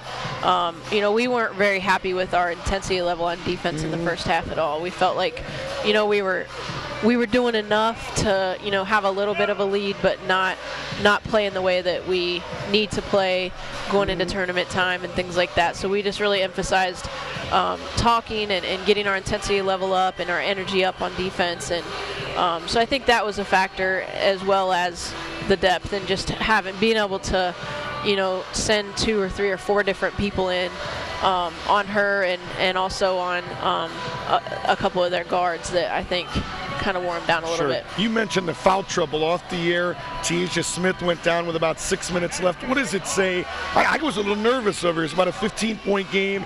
She picked up a foul a long way from the basket, which, it probably should have been a little more careful, but this team really slammed the door without their point guard on the floor. I thought that maybe was a good sign that they finished well. Yeah, we sat T for a long time, I felt like, with 3 fouls and put her in, and she got the offensive foul and then got another one real quick before we could even. I was like, oh, let's just let her play, and got it on the very next possession. I think got her fist. So, but can I interrupt? I mean, that's hard for a girl like her. That's her style of play. She's tenacious, full court. That's Tasia Smith, isn't it? I mean, it's hard to slow her down a little bit. So, but yeah, we definitely. I thought Chelsea had a really good game today. She came in with the focus of trying to be a distributor and finding the open person, but I thought she shot the ball really well too.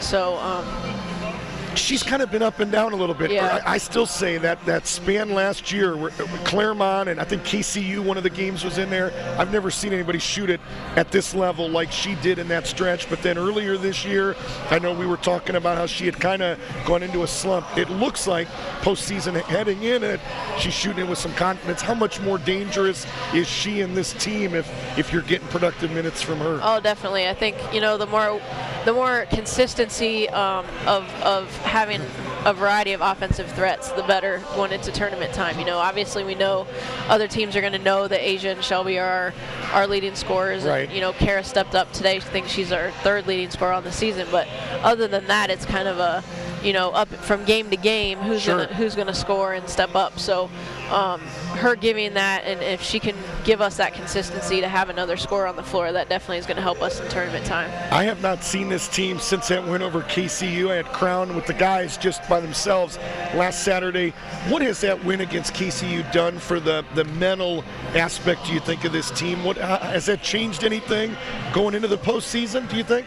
I mean, at first, I'd say no, probably. I mean, I feel like we had really been making strides in the right direction before that game, so it kind of solidified all that we had done up to that point, the last, the several games before that.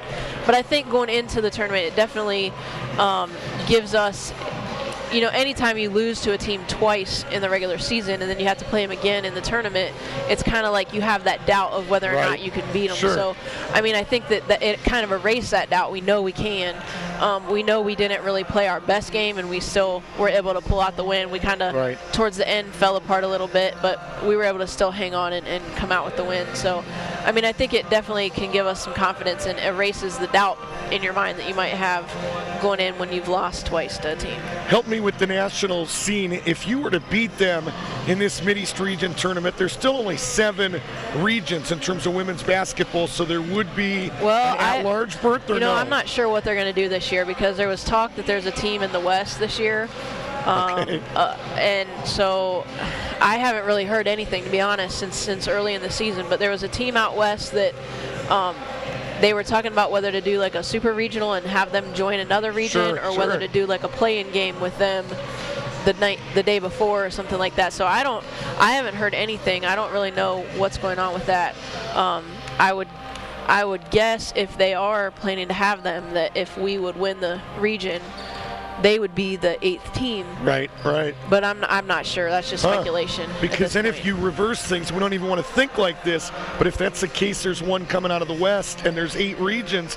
If you were to lose that regional, now you've got 9 teams for 8 slots, and You have play-in games, and it's that's a big mess when that starts happening. Let's national scene. One more question. I know it's looking way ahead, but the team that really has sat in that #1 spot all year, Maranatha, who brought almost everybody back from a year ago. How much have you looked at Clayton Morrison's squad? What do you know about them come with tournament time just a couple weeks away? Well, I mean, we played them the last 2 years at the tournament, and they've got pretty much the same team, so they're definitely, tough to beat, and they're a year more mature, and I'm sure a year better, even improved than what they were. So, we haven't looked into them a whole lot yet, but I mean, we definitely.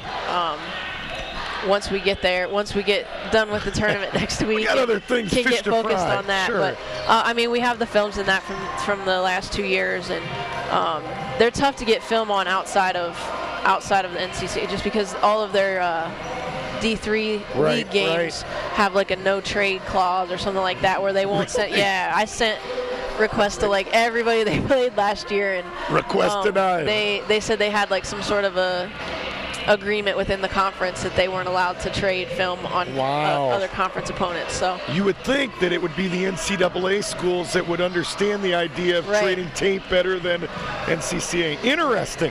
I got to believe, just one more question on that. You look at like an Olivia Davis, as athletic as she is, out here blocking shots with her left hand and making left-handed layups. Got to be a help against a team like Maranatha. I haven't seen them, but I know Tori DeLozier. I can see what she does on the volleyball court. How much can she help in a game like that? We were comparing Olivia to her. Is that right? As a freshman, what would she have been like as a freshman? And, because they do both play volleyball and basketball, and they have similar frames and that kind of thing. She'll definitely, we didn't have that inside last year, so it's definitely will be a blessing to see. Yeah, it would seem to be that way. We'll do this again in 6 days. I still think it's pretty weird. We're going to do it all over again, and Mid-East Region semis. We look forward to your thoughts then. Congrats on win number 17, Coach. Thank you. That's head coach Mandy Ray of the Lady Trailblazers. They do get win number 17 earlier today. The OCU men lead by only 8, 36-28. We'll have some of the first half stats coming up after this 2-minute timeout here on the OCU Trailblazer Basketball Network.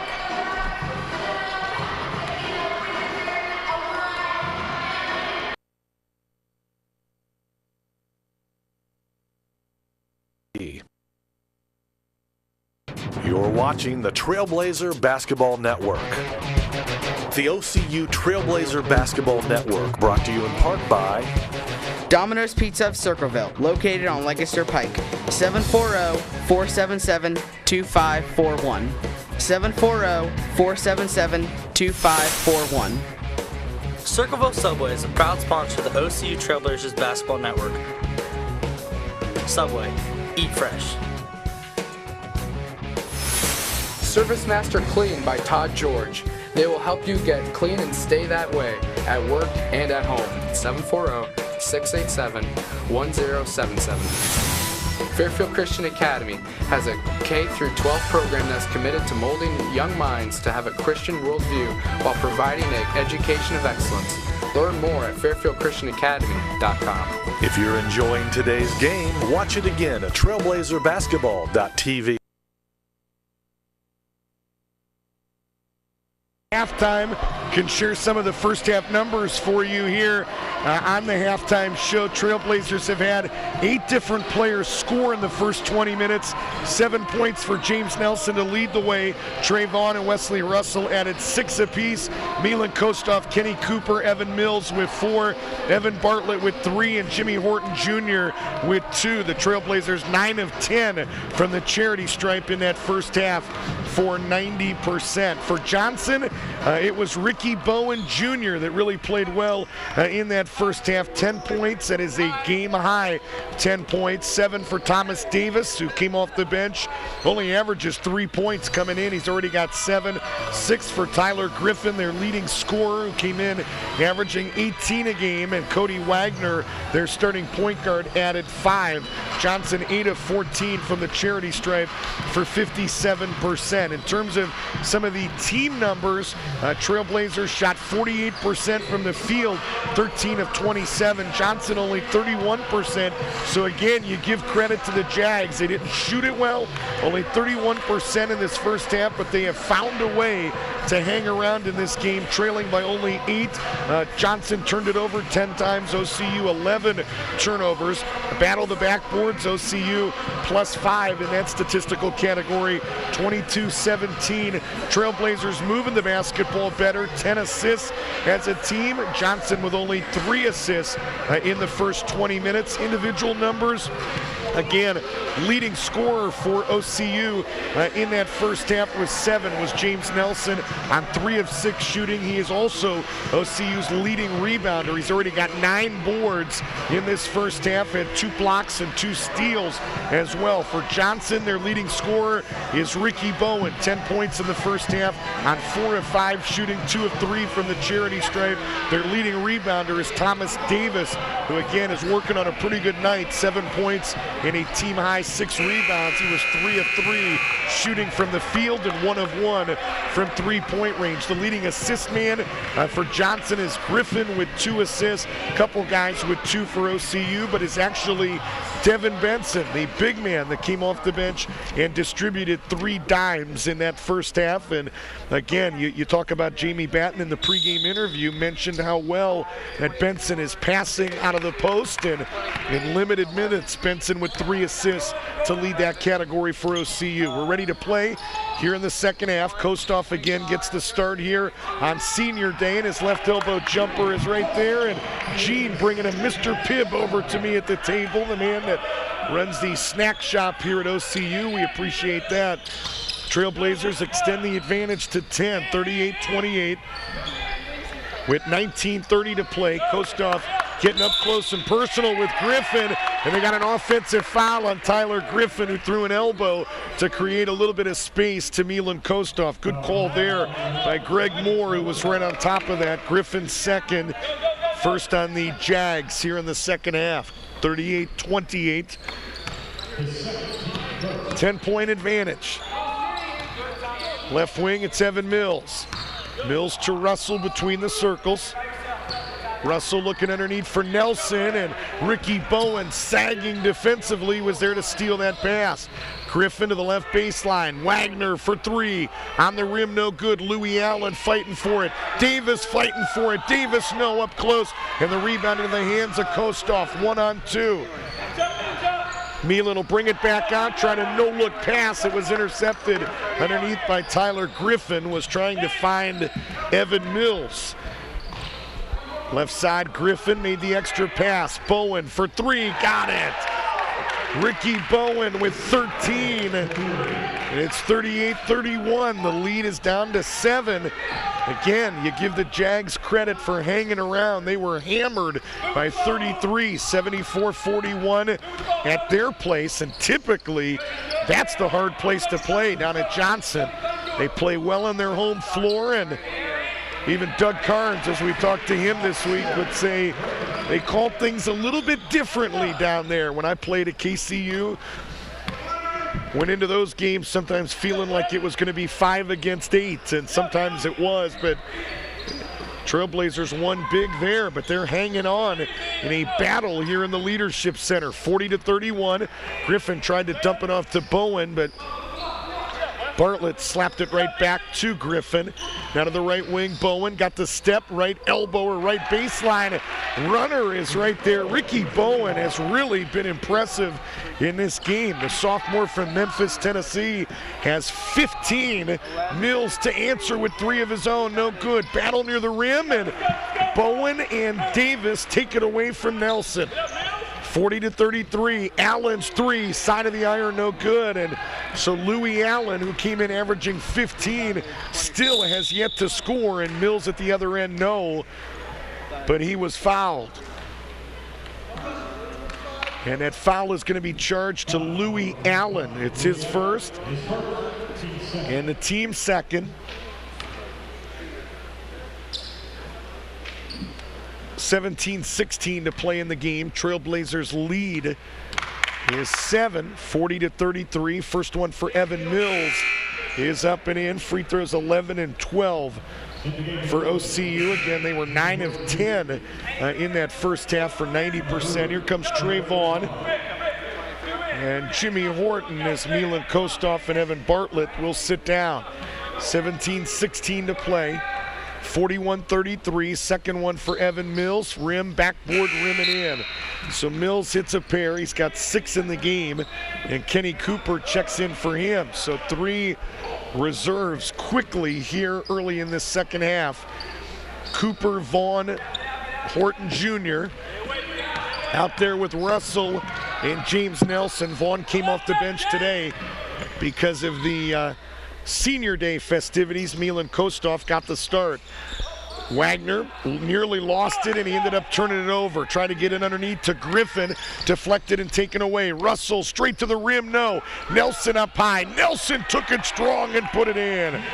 The big fella attacking the backboards, and head coach Kevin Hall wants a timeout. 16:47 to play. It's a full timeout. We'll break with him. Trailblazers 44, Jags 33. You're listening to Mid-East Region and watching Mid-East Region basketball here on the Ohio Christian University Trailblazer Basketball Network. You're watching the Trailblazer Basketball Network. The OCU Trailblazer Basketball Network, brought to you in part by Domino's Pizza of Circleville, located on Lancaster Pike. 740-477-2541. 740-477-2541. Circleville Subway is a proud sponsor of the OCU Trailblazers Basketball Network. Subway, eat fresh. Service Master Clean by Todd George. They will help you get clean and stay that way at work and at home. 740-687-1077.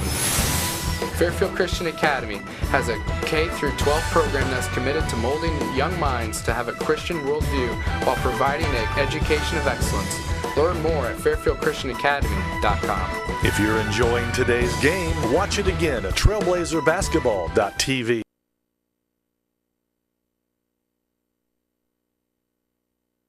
$16:47 left in this one. It's a second of 2. The Lady Trailblazers won earlier today. 76-52 as Kara Zwick on Senior Day popped in a game-high 29. She was absolutely sensational today for Mandy Ray's squad as the Trailblazers got win number 17 on the year. They improved to 17-11. And the men by 11 right now. Kenny Cooper came over and blocked the shot of Ricky Bowen. Right side, Trey Vaughn thought about a 3, instead raises up from 17. Shot no good. Ball bounces all the way out to Ricky Bowen. It's a 3-on-2 advantage. Bowen tried a left-handed pass to Louis Allen. Allen had trouble controlling it. Gets it out to Wagner, who missed everything on that 3-point attempt. At the other end, Horton up high on an alley-oop. Shot no good.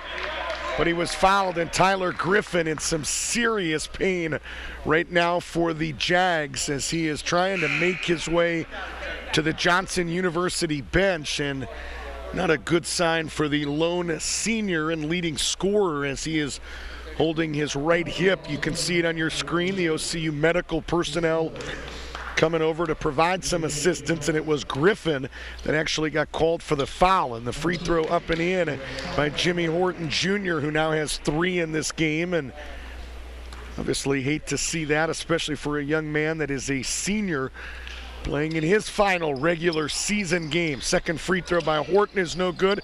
Trailblazers, the offensive rebound. Trey Vaughn for 3, no. Nelson, little turnaround from 6 feet, no good, as Thomas Davis played really good defense there. Kind of held his ground, knew what Nelson was going to do, and contested it well on that little 5 or 6 foot turnaround. 45-33, right baseline, it's Louis Allen. Allen underneath to Davis, who got free and put another one in. Thomas Davis with 9 points, his first 2 here in this second half. And OCU up by 10. Horton for 3, front of the rim, no good, and Davis a flat-footed rebound. Thomas Davis has been very impressive. Obviously, Bowen doing the scoring with 15. I like his game, but Thomas Davis doing a little bit of everything, playing good D, grabbing rebounds, and causing a lot of problems. Some miscommunication there as James Nelson nearly stole the basketball, but could not keep it in play. And so Johnson will inbound right in front of their own bench in the form of Josiah Reckenbach, and they do turn it over. Louis Allen's pass intercepted by Russell. Cooper to the other end, no good, and Davis with yet another rebound. Johnson within 10 as Tyler Griffin, their leading scorer, continues to be tended to on the end of that Johnson bench. He was in some obvious pain, serious pain. And a hand check or a hold is going to be called on Wesley Russell as he tried to slow down Ricky Bowen. So the foul on Russell is his first and the team first here in the second half. James Nelson sits down, Devin Benson in, and back in is Evan Bartlett as sitting down is Wesley Russell. Russell sits down with 6 and Bartlett back with 3. Benson returns scoreless. Big James sits down with a team-high 11. Ricky Bowen with game-high honors for Johnson with 15. 45-35, 14:33 to play, and a hold called near that left block, and it's going to be charged to Trey Vaughn. It's number 2 on Vaughn and the second on OCU. 14:32 to play in the game. 45-35. Bowen went back door and kissed it off the glass and in. 17 for Ricky Bowen, and the lead is 8. 45-37. Horton into the lane, tried a little rainbow shot, no good. Benson kind of shot-putted it towards the rim or short-armed it. Call it whatever you want. It found a way to still drop in. First 2 for the freshman from Mansfield, Ohio, and a foul at the other end going to be charged to Jimmy Horton. That's number 3 on Horton. It's number 3 on this OCU team here in the final 20 minutes. Tony Stockman yelling, "Stop reaching," from the OCU bench. Wants guys to move their feet and spend less time swinging at the basketball. Left wing, it's Louis Allen. Left side, it's Bowen. Bowen thought about a 3 and now step back and fires a 3 that went halfway down and then caromed out. The rebound to OCU. Horton to Bartlett. Bartlett underneath to Benson. Back out to Vaughn. Assist number 4, no. As Vaughn got a good look on a good pass from the big man, Devin Benson. Lead is 10, 47-37. 13:35 to play in the game. Reckenbach to Davis, underneath to Reckenbach, who put it in. First 2 for the freshman from Knoxville. First season with Johnson for Josiah Reckenbach. Came in averaging 7 points and 3 rebounds. Has been quiet, may get some extended minutes here as Tyler Griffin still being tended to on the Johnson bench. Benson, a little jump hook into the lane. Second field goal for the freshman Devin Benson, 2 in a row, and it extends the OCU advantage to 10. It's 49-39. Under 13 minutes to play in the game. Right side, it's Ricky Bowen. Bowen, 15-footer, raised up and hit. He has shown everything as Ricky Bowen. He can do it all. Threes, attacking the rim, out in transition, you name it, he can do it. And going to call a timeout. Now we've got a situation here. One referee called a travel. The other had just granted a timeout to Kevin Hall, and Kevin Hall going to be granted the timeout, and I think Tony Stockman, based on his reaction, appreciates the call of Kerry Copeland. I don't think either guy had the ball, and the referee had called a travel, but Kerry Copeland granted the timeout to Kevin Hall. He was the official nearest the Johnson bench, but the guy right on top of it, your head referee Greg Moore, had called a travel on the Jags, but give credit to the men in stripes working together. I'm just not sure they came up with the right call as the end result. 49-41. 12:38 to play in the game. Today's game brought to you by Domino's Pizza. If you're hungry, try Domino's handmade pan pizza with 2 layers of cheese, toppings to the edge, and a crust made from fresh dough. A medium 2-topping pan pizza, only $7.99 at Domino's Pizza, 207 Lancaster Pike in Circleville. Call 740-477-2541. Domino's Pizza is the exclusive pizza partner of OCU Athletics, and we thank them for that. Trailblazers will have almost a week off. They will play next Friday night in this building as the #1 seed. They will play the winner of the 4-5 matchup that will be played on Thursday night. And although the seeding's not yet final, I've got to believe that Johnson will be one of the 2 teams in that 4-5 matchup. I think Crown is pretty well locked in now as the 3 seed in this region, and a turnover there as Reckenbach had trouble bringing it in right baseline.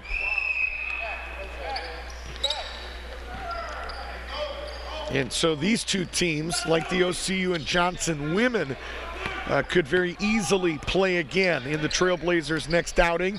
If Johnson can take care of business on Thursday night in the quarterfinals, something they haven't been able to do, as Benson put it in, yes, and the foul. I think they're going to get Reckenbach underneath there for taking a swing, and they are. It'll be number 3 on Josiah Reckenbach, number 4 on the team, and Devin Benson with 3 quick field goals here in some limited action here in the second half. He's got 6 points as Louis Allen will sit down and Curtis Crow is back in. Devin Benson, a 60% free throw shooter, bends the knees and hits. So Devin Benson with 7 quick ones here in the final 20 minutes, and he's done it in about 7 minutes and 45 seconds. To finish that thought, as we said earlier, Johnson has not advanced out of those quarterfinal games each of the past 4 seasons. It's all the way back in 2008, the last time they got to the semis, and obviously you look at this team and they've got the pieces to win a quarterfinal game as they're hanging around right now with the #1 seed. So 11:55 to play. Reach and foul called there on number 12, Danny Schrock, and possession will stay with OCU. It's his first, and the team 4th. Reckenbach will inbound near the Johnson bench. Reckenbach underneath Curtis Crow. How did he get free? But he missed the bunny. Crow was all alone underneath the basket, the freshman from French Lick. And I gotta say it, Larry Bird wouldn't have missed that. Neighbors with Bird, but could not finish Crow. Kevin Hall wanted an over and back that wasn't called near the timeline. Underneath Russell, forced it onto the rim, no good. Offensive rebound, Kenny Cooper, who did not miss from up close. Kenny now with 6, first 2 for the sophomore from DeSales High School here in the final 20 minutes. 54-41, lead is 13 as we get close to 11 minutes to play in the game. Reckenbach to Thomas Davis. Davis around the horn of the left wing, and Bowen picked up there by Russell. Bowen rips the basketball through and now looks to work left elbow. Back out to Reckenbach. Shot clock down to 8, guarded by Schrock. Reckenbach into the lane, put it up, no, but he was fouled and will shoot 2. And it may have been Devin Benson. Now they're going to call it on Danny Schrock. Benson came over to provide some help, but they charge it to the freshman from Sugar Creek, Danny Schrock. His second, team 5th, and Milan Kostov will check in after the first free throw here from Josiah Reckenbach, a 78% free throw shooter. The first one is up and in. Johnson now unofficially 9 of 15 for 60%. Reckenbach now with 3. Reckenbach second best on this team from the charity stripe. The point guard Cody Wagner, a team best 86%. No good there on the second, but the rebound into the hands of, you guessed it, Thomas Davis. They tried to find Crow underneath. It's intercepted. Cooper and Russell. Cooper back to Russell, who finishes it near the right block. Unselfish play there between 2 sophomores, Kenny Cooper and Wesley Russell, and Russell with 8 points in this game, first points in the second half. 10:20 to play in the game. 56-42. Trailblazers by 14. Bowen off a screen, working his way around and trying a dangerous pass underneath, and it went out of bounds off Thomas Davis back to OCU. And I coach my upward basketball team every Saturday morning, and one of the things I told him, we've got to tell Mr. Bowen that pass from the wing to the block has got to be a bounce pass. Unless it's a lob where a defender is fronting, you can't expect against the athleticism of OCU to complete that pass unless it's on the ground. Underneath Nelson, little turnaround from 6 feet, no good, but either Reckenbach or Thomas Davis in there to commit a foul, and Nelson checking for blood as he heads to the free throw line to shoot 2, and the foul is going to be charged to Thomas Davis. Third foul on Davis, 5th on the team, and Big James Nelson, 11 points in this game. Still the only Trailblazer in double digits here at the 9:58 mark, so it has been a balanced effort tonight for OCU, which isn't a bad thing. Wagner will sit down as Louis Allen back in. Wagner sits with 5. Louis Allen, again, the storyline in this game, former Trailblazer who came in averaging 15 points and 4 rebounds, still has yet to score as Nelson puts in the second. 13 for Big James. Only Ricky Bowen has scored more. He's got a game-high 19. Does the sophomore who's got the basketball here. Working against Russell, having some trouble, and now clears it with the dribble. To the free throw line. Jumper up and in. Did everything himself. Beat the pressure and took it right down and buried a 15-footer. He's got 21. And Nelson lost it, or did he? They're going to say it went on a bounce off of one of the Jags, and it'll stay with OCU. 31 on the shot clock, 9:37 to play in the game. OCU by 14, 58-44. This is the freshman from Huber Heights Wayne High School. Evan Bartlett, who dropped it off to Kenny Cooper, moving to the rim. He put in another. Kenny with 8. 60-44 OCU. Right wing, it's Louis Allen looking to work against Milan Kostov. Goes top of the key to Curtis Crow.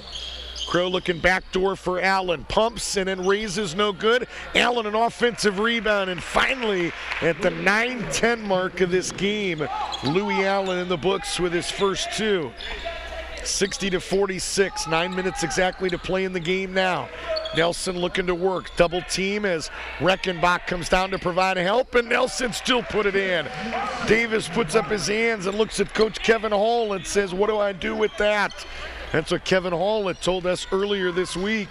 They don't have any answer for the size. Good work by Davis, and Reckenbach came down and provided some help. Just a better move by Big James Nelson, and Tyler Griffin still on that Johnson bench trying to walk around hobbling, and he is still in some serious pain, and I don't think he's going to be back in this basketball game, and that's a big blow for the Jags' leading scorer at 18 a game. 22 on the shot clock, 8:15 to play.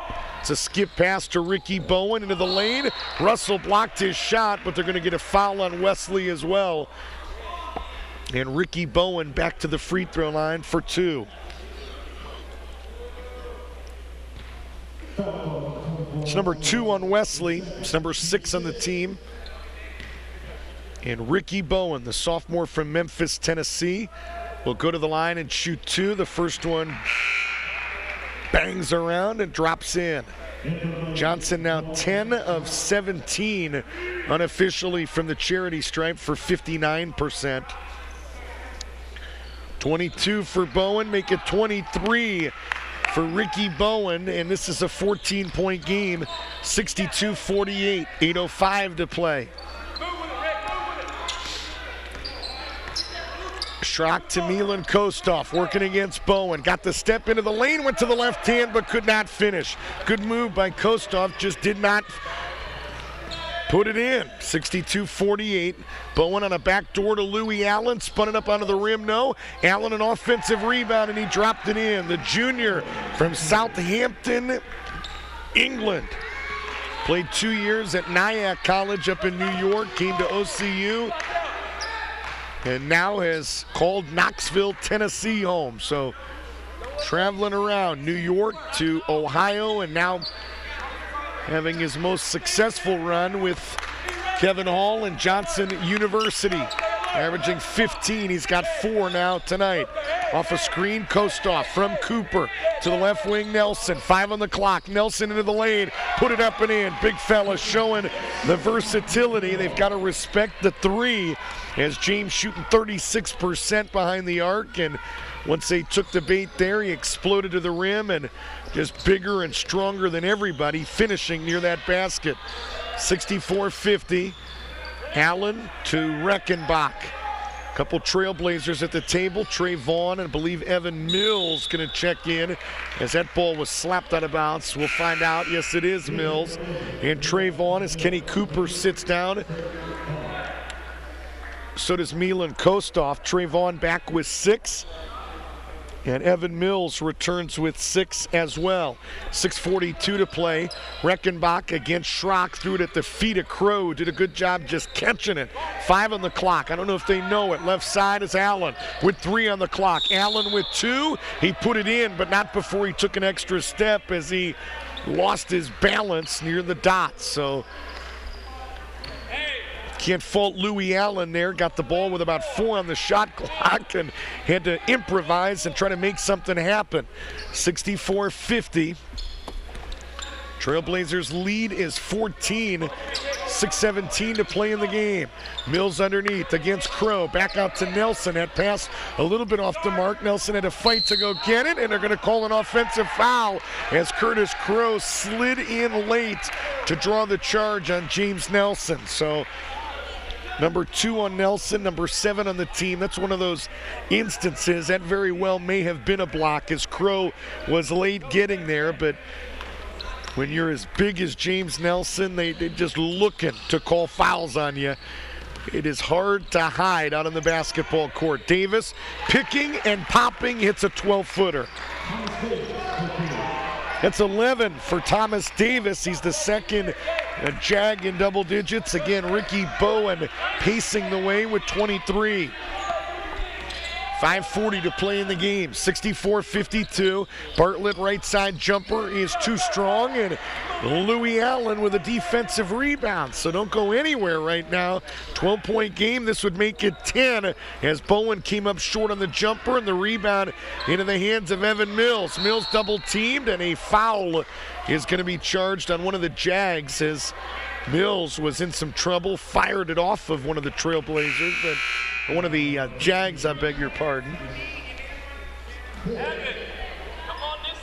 And they're going to charge that foul to 15 Reckenbach. It's his 4th and the team's 6th. So now the Trailblazers will shoot free throws on every OCU foul the rest of the way.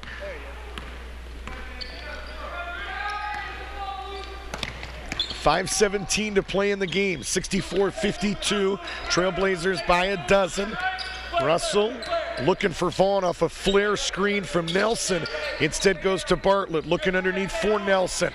Nelson into the lane, turnaround from 5 feet, no good, and Davis again playing good defense. I like this Thomas Davis. Plays hard, rebounds, and he is undersized.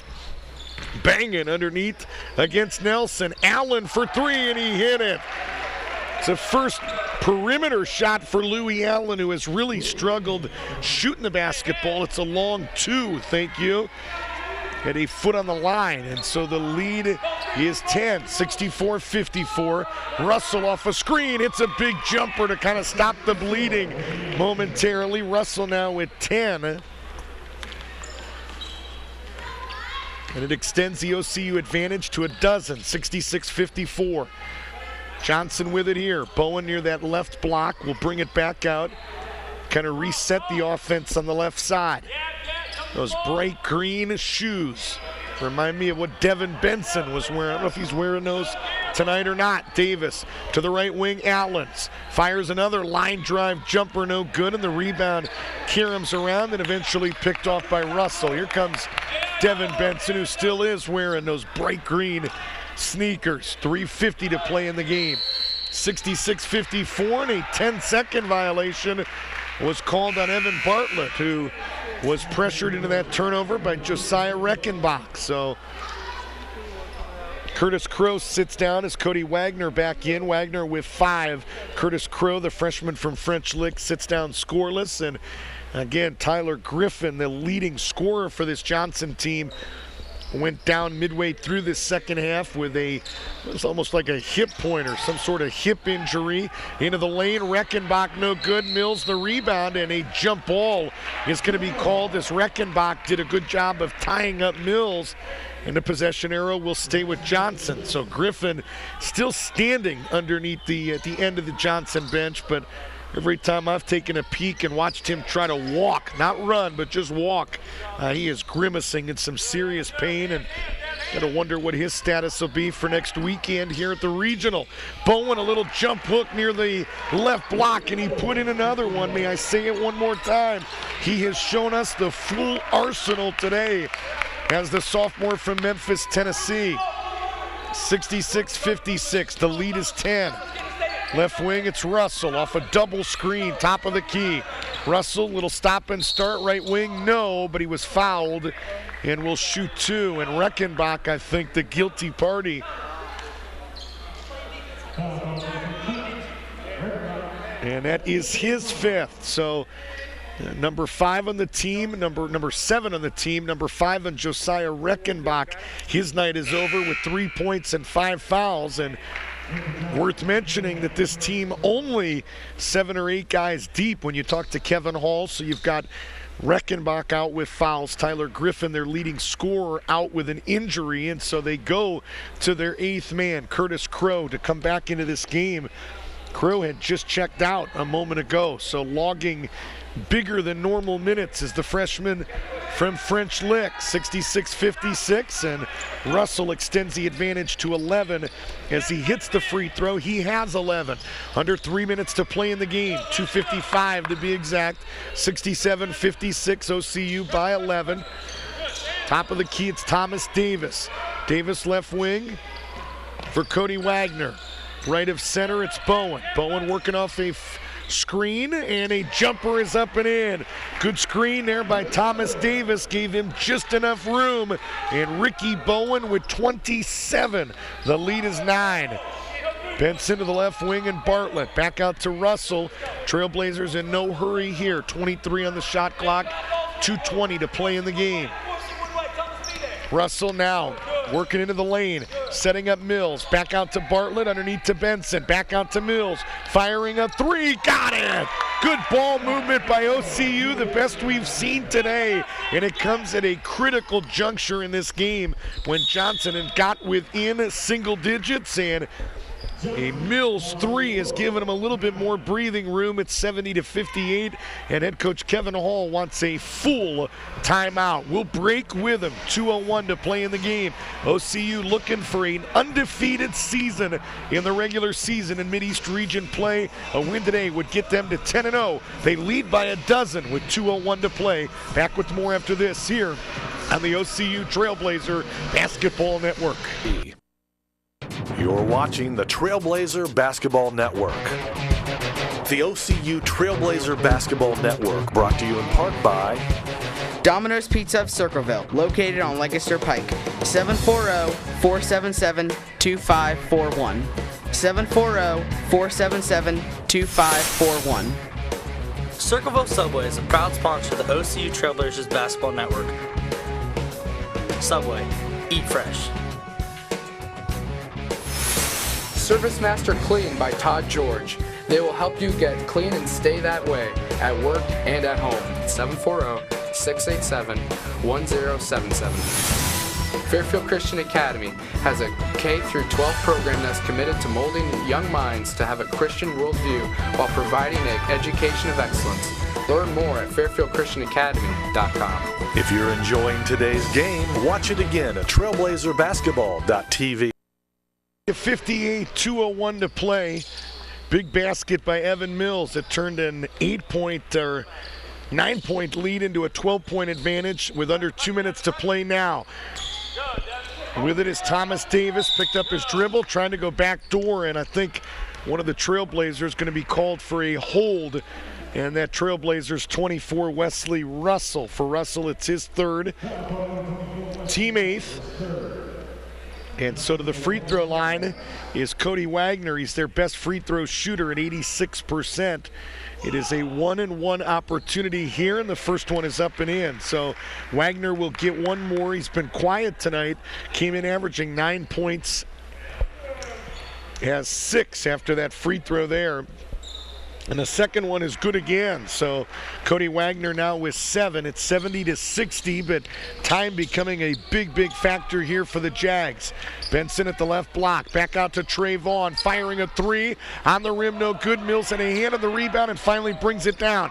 Bartlett underneath, threw it away. Tried to lob it up high for Benson, and it was intercepted there by Wagner. And some miscommunication. Crow threw it away. Trailblazers with the numbers, but Evan Bartlett wisely says, let's chew up a little bit more clock. They lead by 10, 70-60. A minute 15 to play in the game. Shot clock is at 20. Russell off a screen. Russell, little stop and start. Lobs it for Benson, who caught it in midair and put it in. Devin Benson with 9 as Wesley Russell under control. Nicely done as he got into the lane and left it up high for the big fella, Devin Benson. And Tony Stockman immediately called a 30-second timeout. We'll keep it right here with a minute 6 to play, 72-60. Trailblazers by a dozen, barring some kind of disaster here down the stretch. They're going to extend their NCCAA Division II win streak to 18, dating back to that national semifinal loss to Grace a year ago. They're going to go 17-0 against Division II schools this season. They'll win for the 7th time in a row, for the 16th time in 17 games, and they will get win number 22. As you take a look at Tyler Griffin, the leading scorer for Johnson. Great job, guys, getting a shot of him. And you can see, again, it's not a matter of can I jog, it's can I move after taking what looked like some kind of shot to the hip, a hip pointer, and 72-60, now under a minute. Quick play, pick and roll to Davis, who got a shot up close but could not finish. Long outlet to Nelson. He may rip this rim down and slams it in with 2 hands. That may be the icing on the cake. It may be time to warm up the Johnson bus. 74-60, 40 seconds to play, and Ricky Bowen trying to lead Wagner to a spot on that left baseline. Led him a little bit too far, and the ball goes out of bounds. So substitutions coming in as the seniors will sit down. Milan Kostov, James Nelson sit down for OCU to a big applause here in the Leadership Center. About a 3.5 second differential between shot clock and game clock. Game clock right now at 30 seconds. Trailblazers lead is 14, 74-60. Russell trying to create some space to avoid the 5-second count. Sets up Schrock right wing for 3, in and out, no good. Wagner the rebound. A quick outlet to Louis Allen. 14 seconds to play. Allen into the lane. Put it up on the rim, no good. Ball batted around into the hands of Russell. And with 8 seconds left, Wesley Russell is going to dribble out this clock. The Trailblazers are going to get win number 22, and they do it by 14 tonight. 74-60 here in the Leadership Center.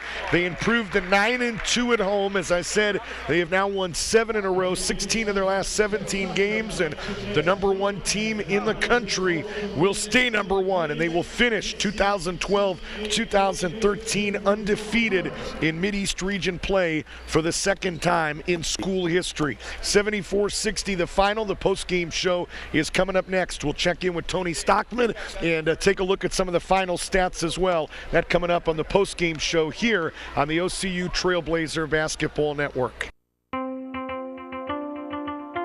Severe weather can destroy a home in seconds. There's no time to think, only time to act. Have a kit so you're ready for any emergency. Develop a plan for what you and your family will do before disaster strikes, and stay informed during severe weather any way you can. It can be the difference between losing your possessions and losing your life. Just ask the owners of this house. Visit ready.gov for ways to prepare your family for emergencies.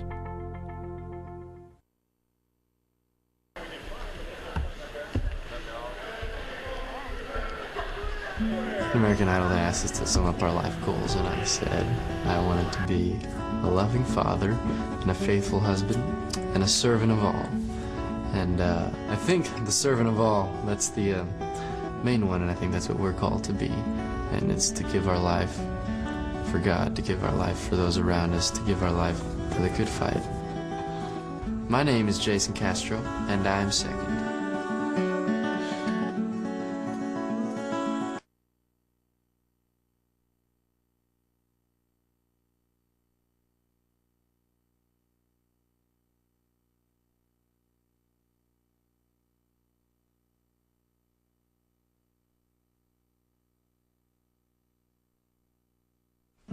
American Idol, they asked us to sum up our life goals, and I said I wanted to be a loving father and a faithful husband and a servant of all.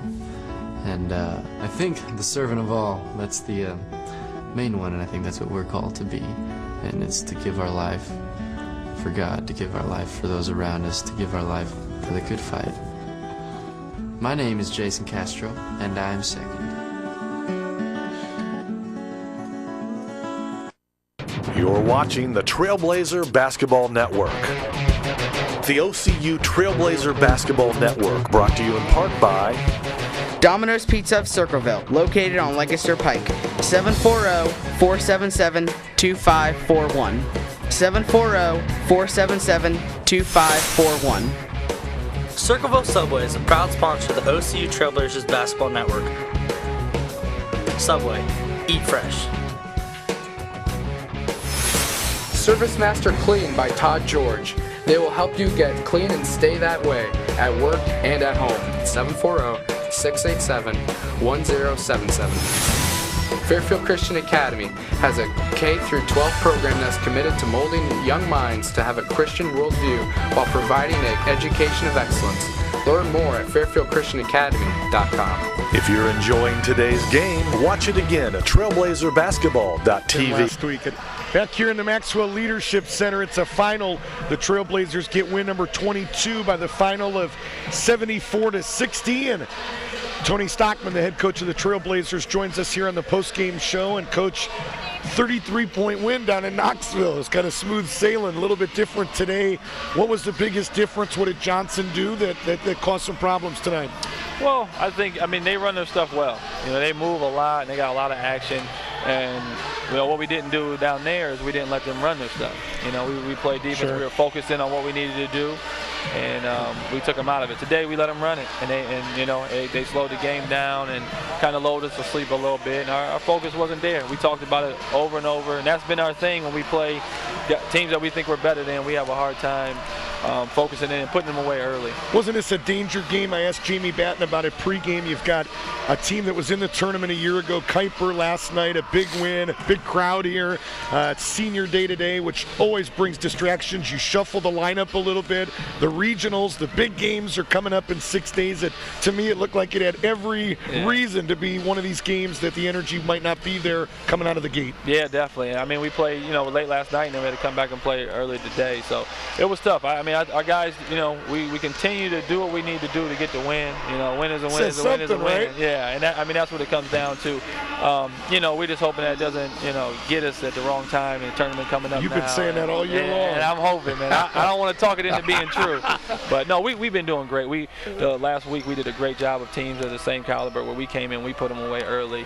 And like you said, I think it was just a tough day to come back and senior day and stuff like that. So we'll have a whole week of practice and stuff, and we'll be ready for regional. And I guess your thoughts on Johnson. I mean, they're 5-25. They got some talent to be 5. I mean, Ricky Bowen out on the perimeter really caused some problems today with 27. Just your thoughts on what some of the things they do well. And they run their offense well. You see, they execute it, and they share the ball, and they make passes. I think, just on the defensive end, sometimes they have a little bit of trouble stopping people, and I think that showed. But definitely, if they're making shots, man, it would have been a lot closer game. Hey, what's up with our kids getting into all of our interviews? My boys on the Coach's Corner segment on the website, and I'm not sure. There's one. He'll let you use one. Which Stockman boy is that? That's Maddox. The Maddox. Asking for a basketball. Go ahead. Go get Mommy got one for you. If you've been on the website, the Coach's Corner segment, Tony doing a great job, and all of a sudden you see these little heads popping in, and I didn't realize they were doing it till it aired the other day. But a big win today. Russell with now really, Coach, one of the things that stood out to me as I was broadcasting it, I mean, you didn't hit anybody in double digits. Again, it was just a balanced performance. Nelson ends up finishing with 19, really established himself, but everybody else, it just kind of was a total team effort today as you ground this one out. Yeah, and I feel like that's what we needed. We talked about that all year. We didn't want to have one big score because then they can stop that score, and then everybody's looking like, what we're going to do. We have guys that step up every other game, and like you said, it's just even out. We don't have a lot of big scores. A lot of people score. I think that's a good way to be successful. You've seen this whole region now. You've played everybody twice, and obviously second year in a row that the Trailblazers have gone undefeated in the region, which had never been done prior to last season. What do you expect next week? I mean, there's just a lot of parity. Yeah. I mean, is KCU the clear-cut favorite to get to that regional final? Or? Yeah, they have trouble with Crown, Sure. And then Johnson beat Crown. I mean, it's tough. That's what we talked with Jay on. Like, any day it could be anybody, and I think it's been good though. KCU and Crown, they give us a little trouble. They play really physical and they play tough. I mean, we beat them both times, but in tough games. And hopefully, like I said, we'll have a good week of practice and focus in and get the job done. How do you handle this now? Biggest stretch of time off probably since Christmas, where these guys take quite a break that I'm sure you weren't used to at the D1 level. But what do you do now with 5 or 6 days? Yeah, well, what we'll do, they'll get Sunday off, and then we'll come in Monday and it'll be more of a, stretch, get loose stuff, run through some little things, and then Tuesday and Wednesday will be hard practice. Usually we have a game Tuesday, so we go really competitive, really hard, physical practice. Wednesday, similar, and then Thursday we'll go back and dial it down a little bit and go over X's and O's and what we need to do to prepare and get ready for the game Friday. We saw Tyler Griffin, their leading scorer, go out with an injury late in that game. He does not look good. I haven't heard a report yet. Health-wise, how healthy is this basketball team coming up on tournament time? Yeah, we're doing good. I think Trey's ankle is getting better, but he said it's still bothering him a little bit. So this week will be good for him to rehab that and get that. But everybody else seems to be good right now. Hopefully it stays that way. Knock on some wood here. So, Coach, thanks for coming by. We'll talk to you Friday night, 8 p.m. I think. It's just a matter of who we play. So look forward to your thoughts then. So, all right, thank you. Thank you. That's Tony Stockman, the head coach of the Trailblazers, who got me some courtside seats to the Buckeyes in Northwestern. I shouldn't say that, Coach. You'll be getting calls from everybody, but appreciate his time, appreciate those tickets, and appreciate what he has done for this OCU men's basketball team as he has led them to win number 22 here in 2012-2013 with an impressive 74-60 win. I've got to say it, may I one more time, second time in school history that this team has run the table in region play. They did it a year ago when they finished 10-0. They do it again today with a 10-0 perfect mark. They are not only the #1 team in the Mideast region, they will continue as the #1 team in the NCCAA Division II. This is a team that went to Grace Bible, the 4-time defending national champs, won at Grace. They went to Valley Forge, the national runners-up a year ago, won at John Mack's home at Valley Forge. They have beaten Kuiper. They have beaten Central Bible. As Tony Stockman says, it's not always pretty. It's not always 40 minutes of consistency, but give this Trailblazer team credit. They have found a way to continue to win at this level. They get win number 18 in a row against NCCAA Division II schools, and the women win earlier today by 24 behind 29 points from Karaswick. They win tonight by the final of 76-52. Scoring numbers really quick for OCU. It was James Nelson that led the way with 19, 11 for Wesley Russell, 9 apiece for Devin Benson and Evan Mills, 8 tonight for Kenny Cooper, 6 apiece for Trey Vaughn and Milan Kostov. Vaughn was quiet tonight, and they still won. Evan Bartlett with 3, Jimmy Horton with 3. The Trailblazers 16 of 18 from the charity stripe today for a blistering 89%. Johnson, their leading scorer, Ricky Bowen, sensational today. OCU, as good as they were, had no answer for the sophomore from Memphis, Tennessee. He could shoot it from the outside, got to the rim, was good in transition. A nice, a good-looking prospect in Ricky Bowen that led them with 27. Thomas Davis played very well, undersized, battling against James Nelson. He finished with 11. They were the two Jags in double digits tonight. The Preachers, 13 of 20 from the charity stripe for 65%. Johnson with the loss, drops to 5-25. They finish Mideast Region play at 4-7. The Trailblazers with the win, get win number 22 here in 2012-2013. They improved to 22-8, and they will play back in this building on Friday night at 8 p.m. in the Mideast Region semis. They will play the winner of the number 4, number 5 matchup that will get underway Thursday night in this building at 8 o'clock. It's worth mentioning one final time, we will be here for every game of the Mideast Region tournament next week. Thursday night's games are audio only, 6 p.m. and 8 p.m. The Mideast Region quarterfinals, and then we will have video broadcasts all day on Friday, 4 p.m. The KCU men will be on the floor, the 2 seed, and then 6 p.m. it'll be OCU and Johnson on the women's side, and then the nightcap, as I said, will be OCU men against the winner of that number 4 and 5 matchup. Friday night at 8. We'll be here Saturday at 1 and 3.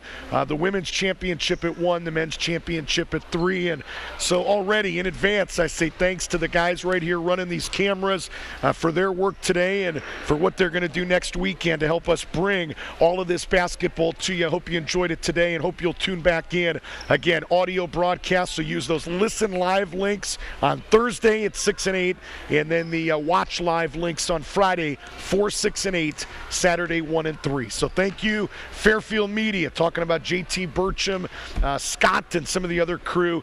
Thanks also to Tony Stockman and Mandy Ray for talking hoops with us post-game. Thanks to Jamie Batten, the assistant coach at OCU, for talking hoops with us pre-game as well. We say thanks to Kevin Hall and Doug Carnes, the head coaches at Johnson, for taking time to help us prepare. But thanks as always goes most of all to you for listening. The women win 76-52. They improved to 17-11, and the OCU men follow suit in the nightcap. They win by the final of 74-60, and they get win number 22. Until next week, the busy Mideast Region tournament, it's Rick Cooper saying so long from the Maxwell Leadership Center. Have a good night, everybody.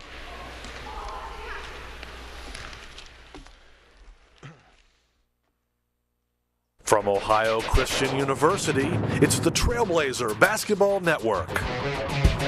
The OCU Trailblazer Basketball Network, brought to you in part by Domino's Pizza of Circleville, located on Lancaster Pike, 740-477-2541.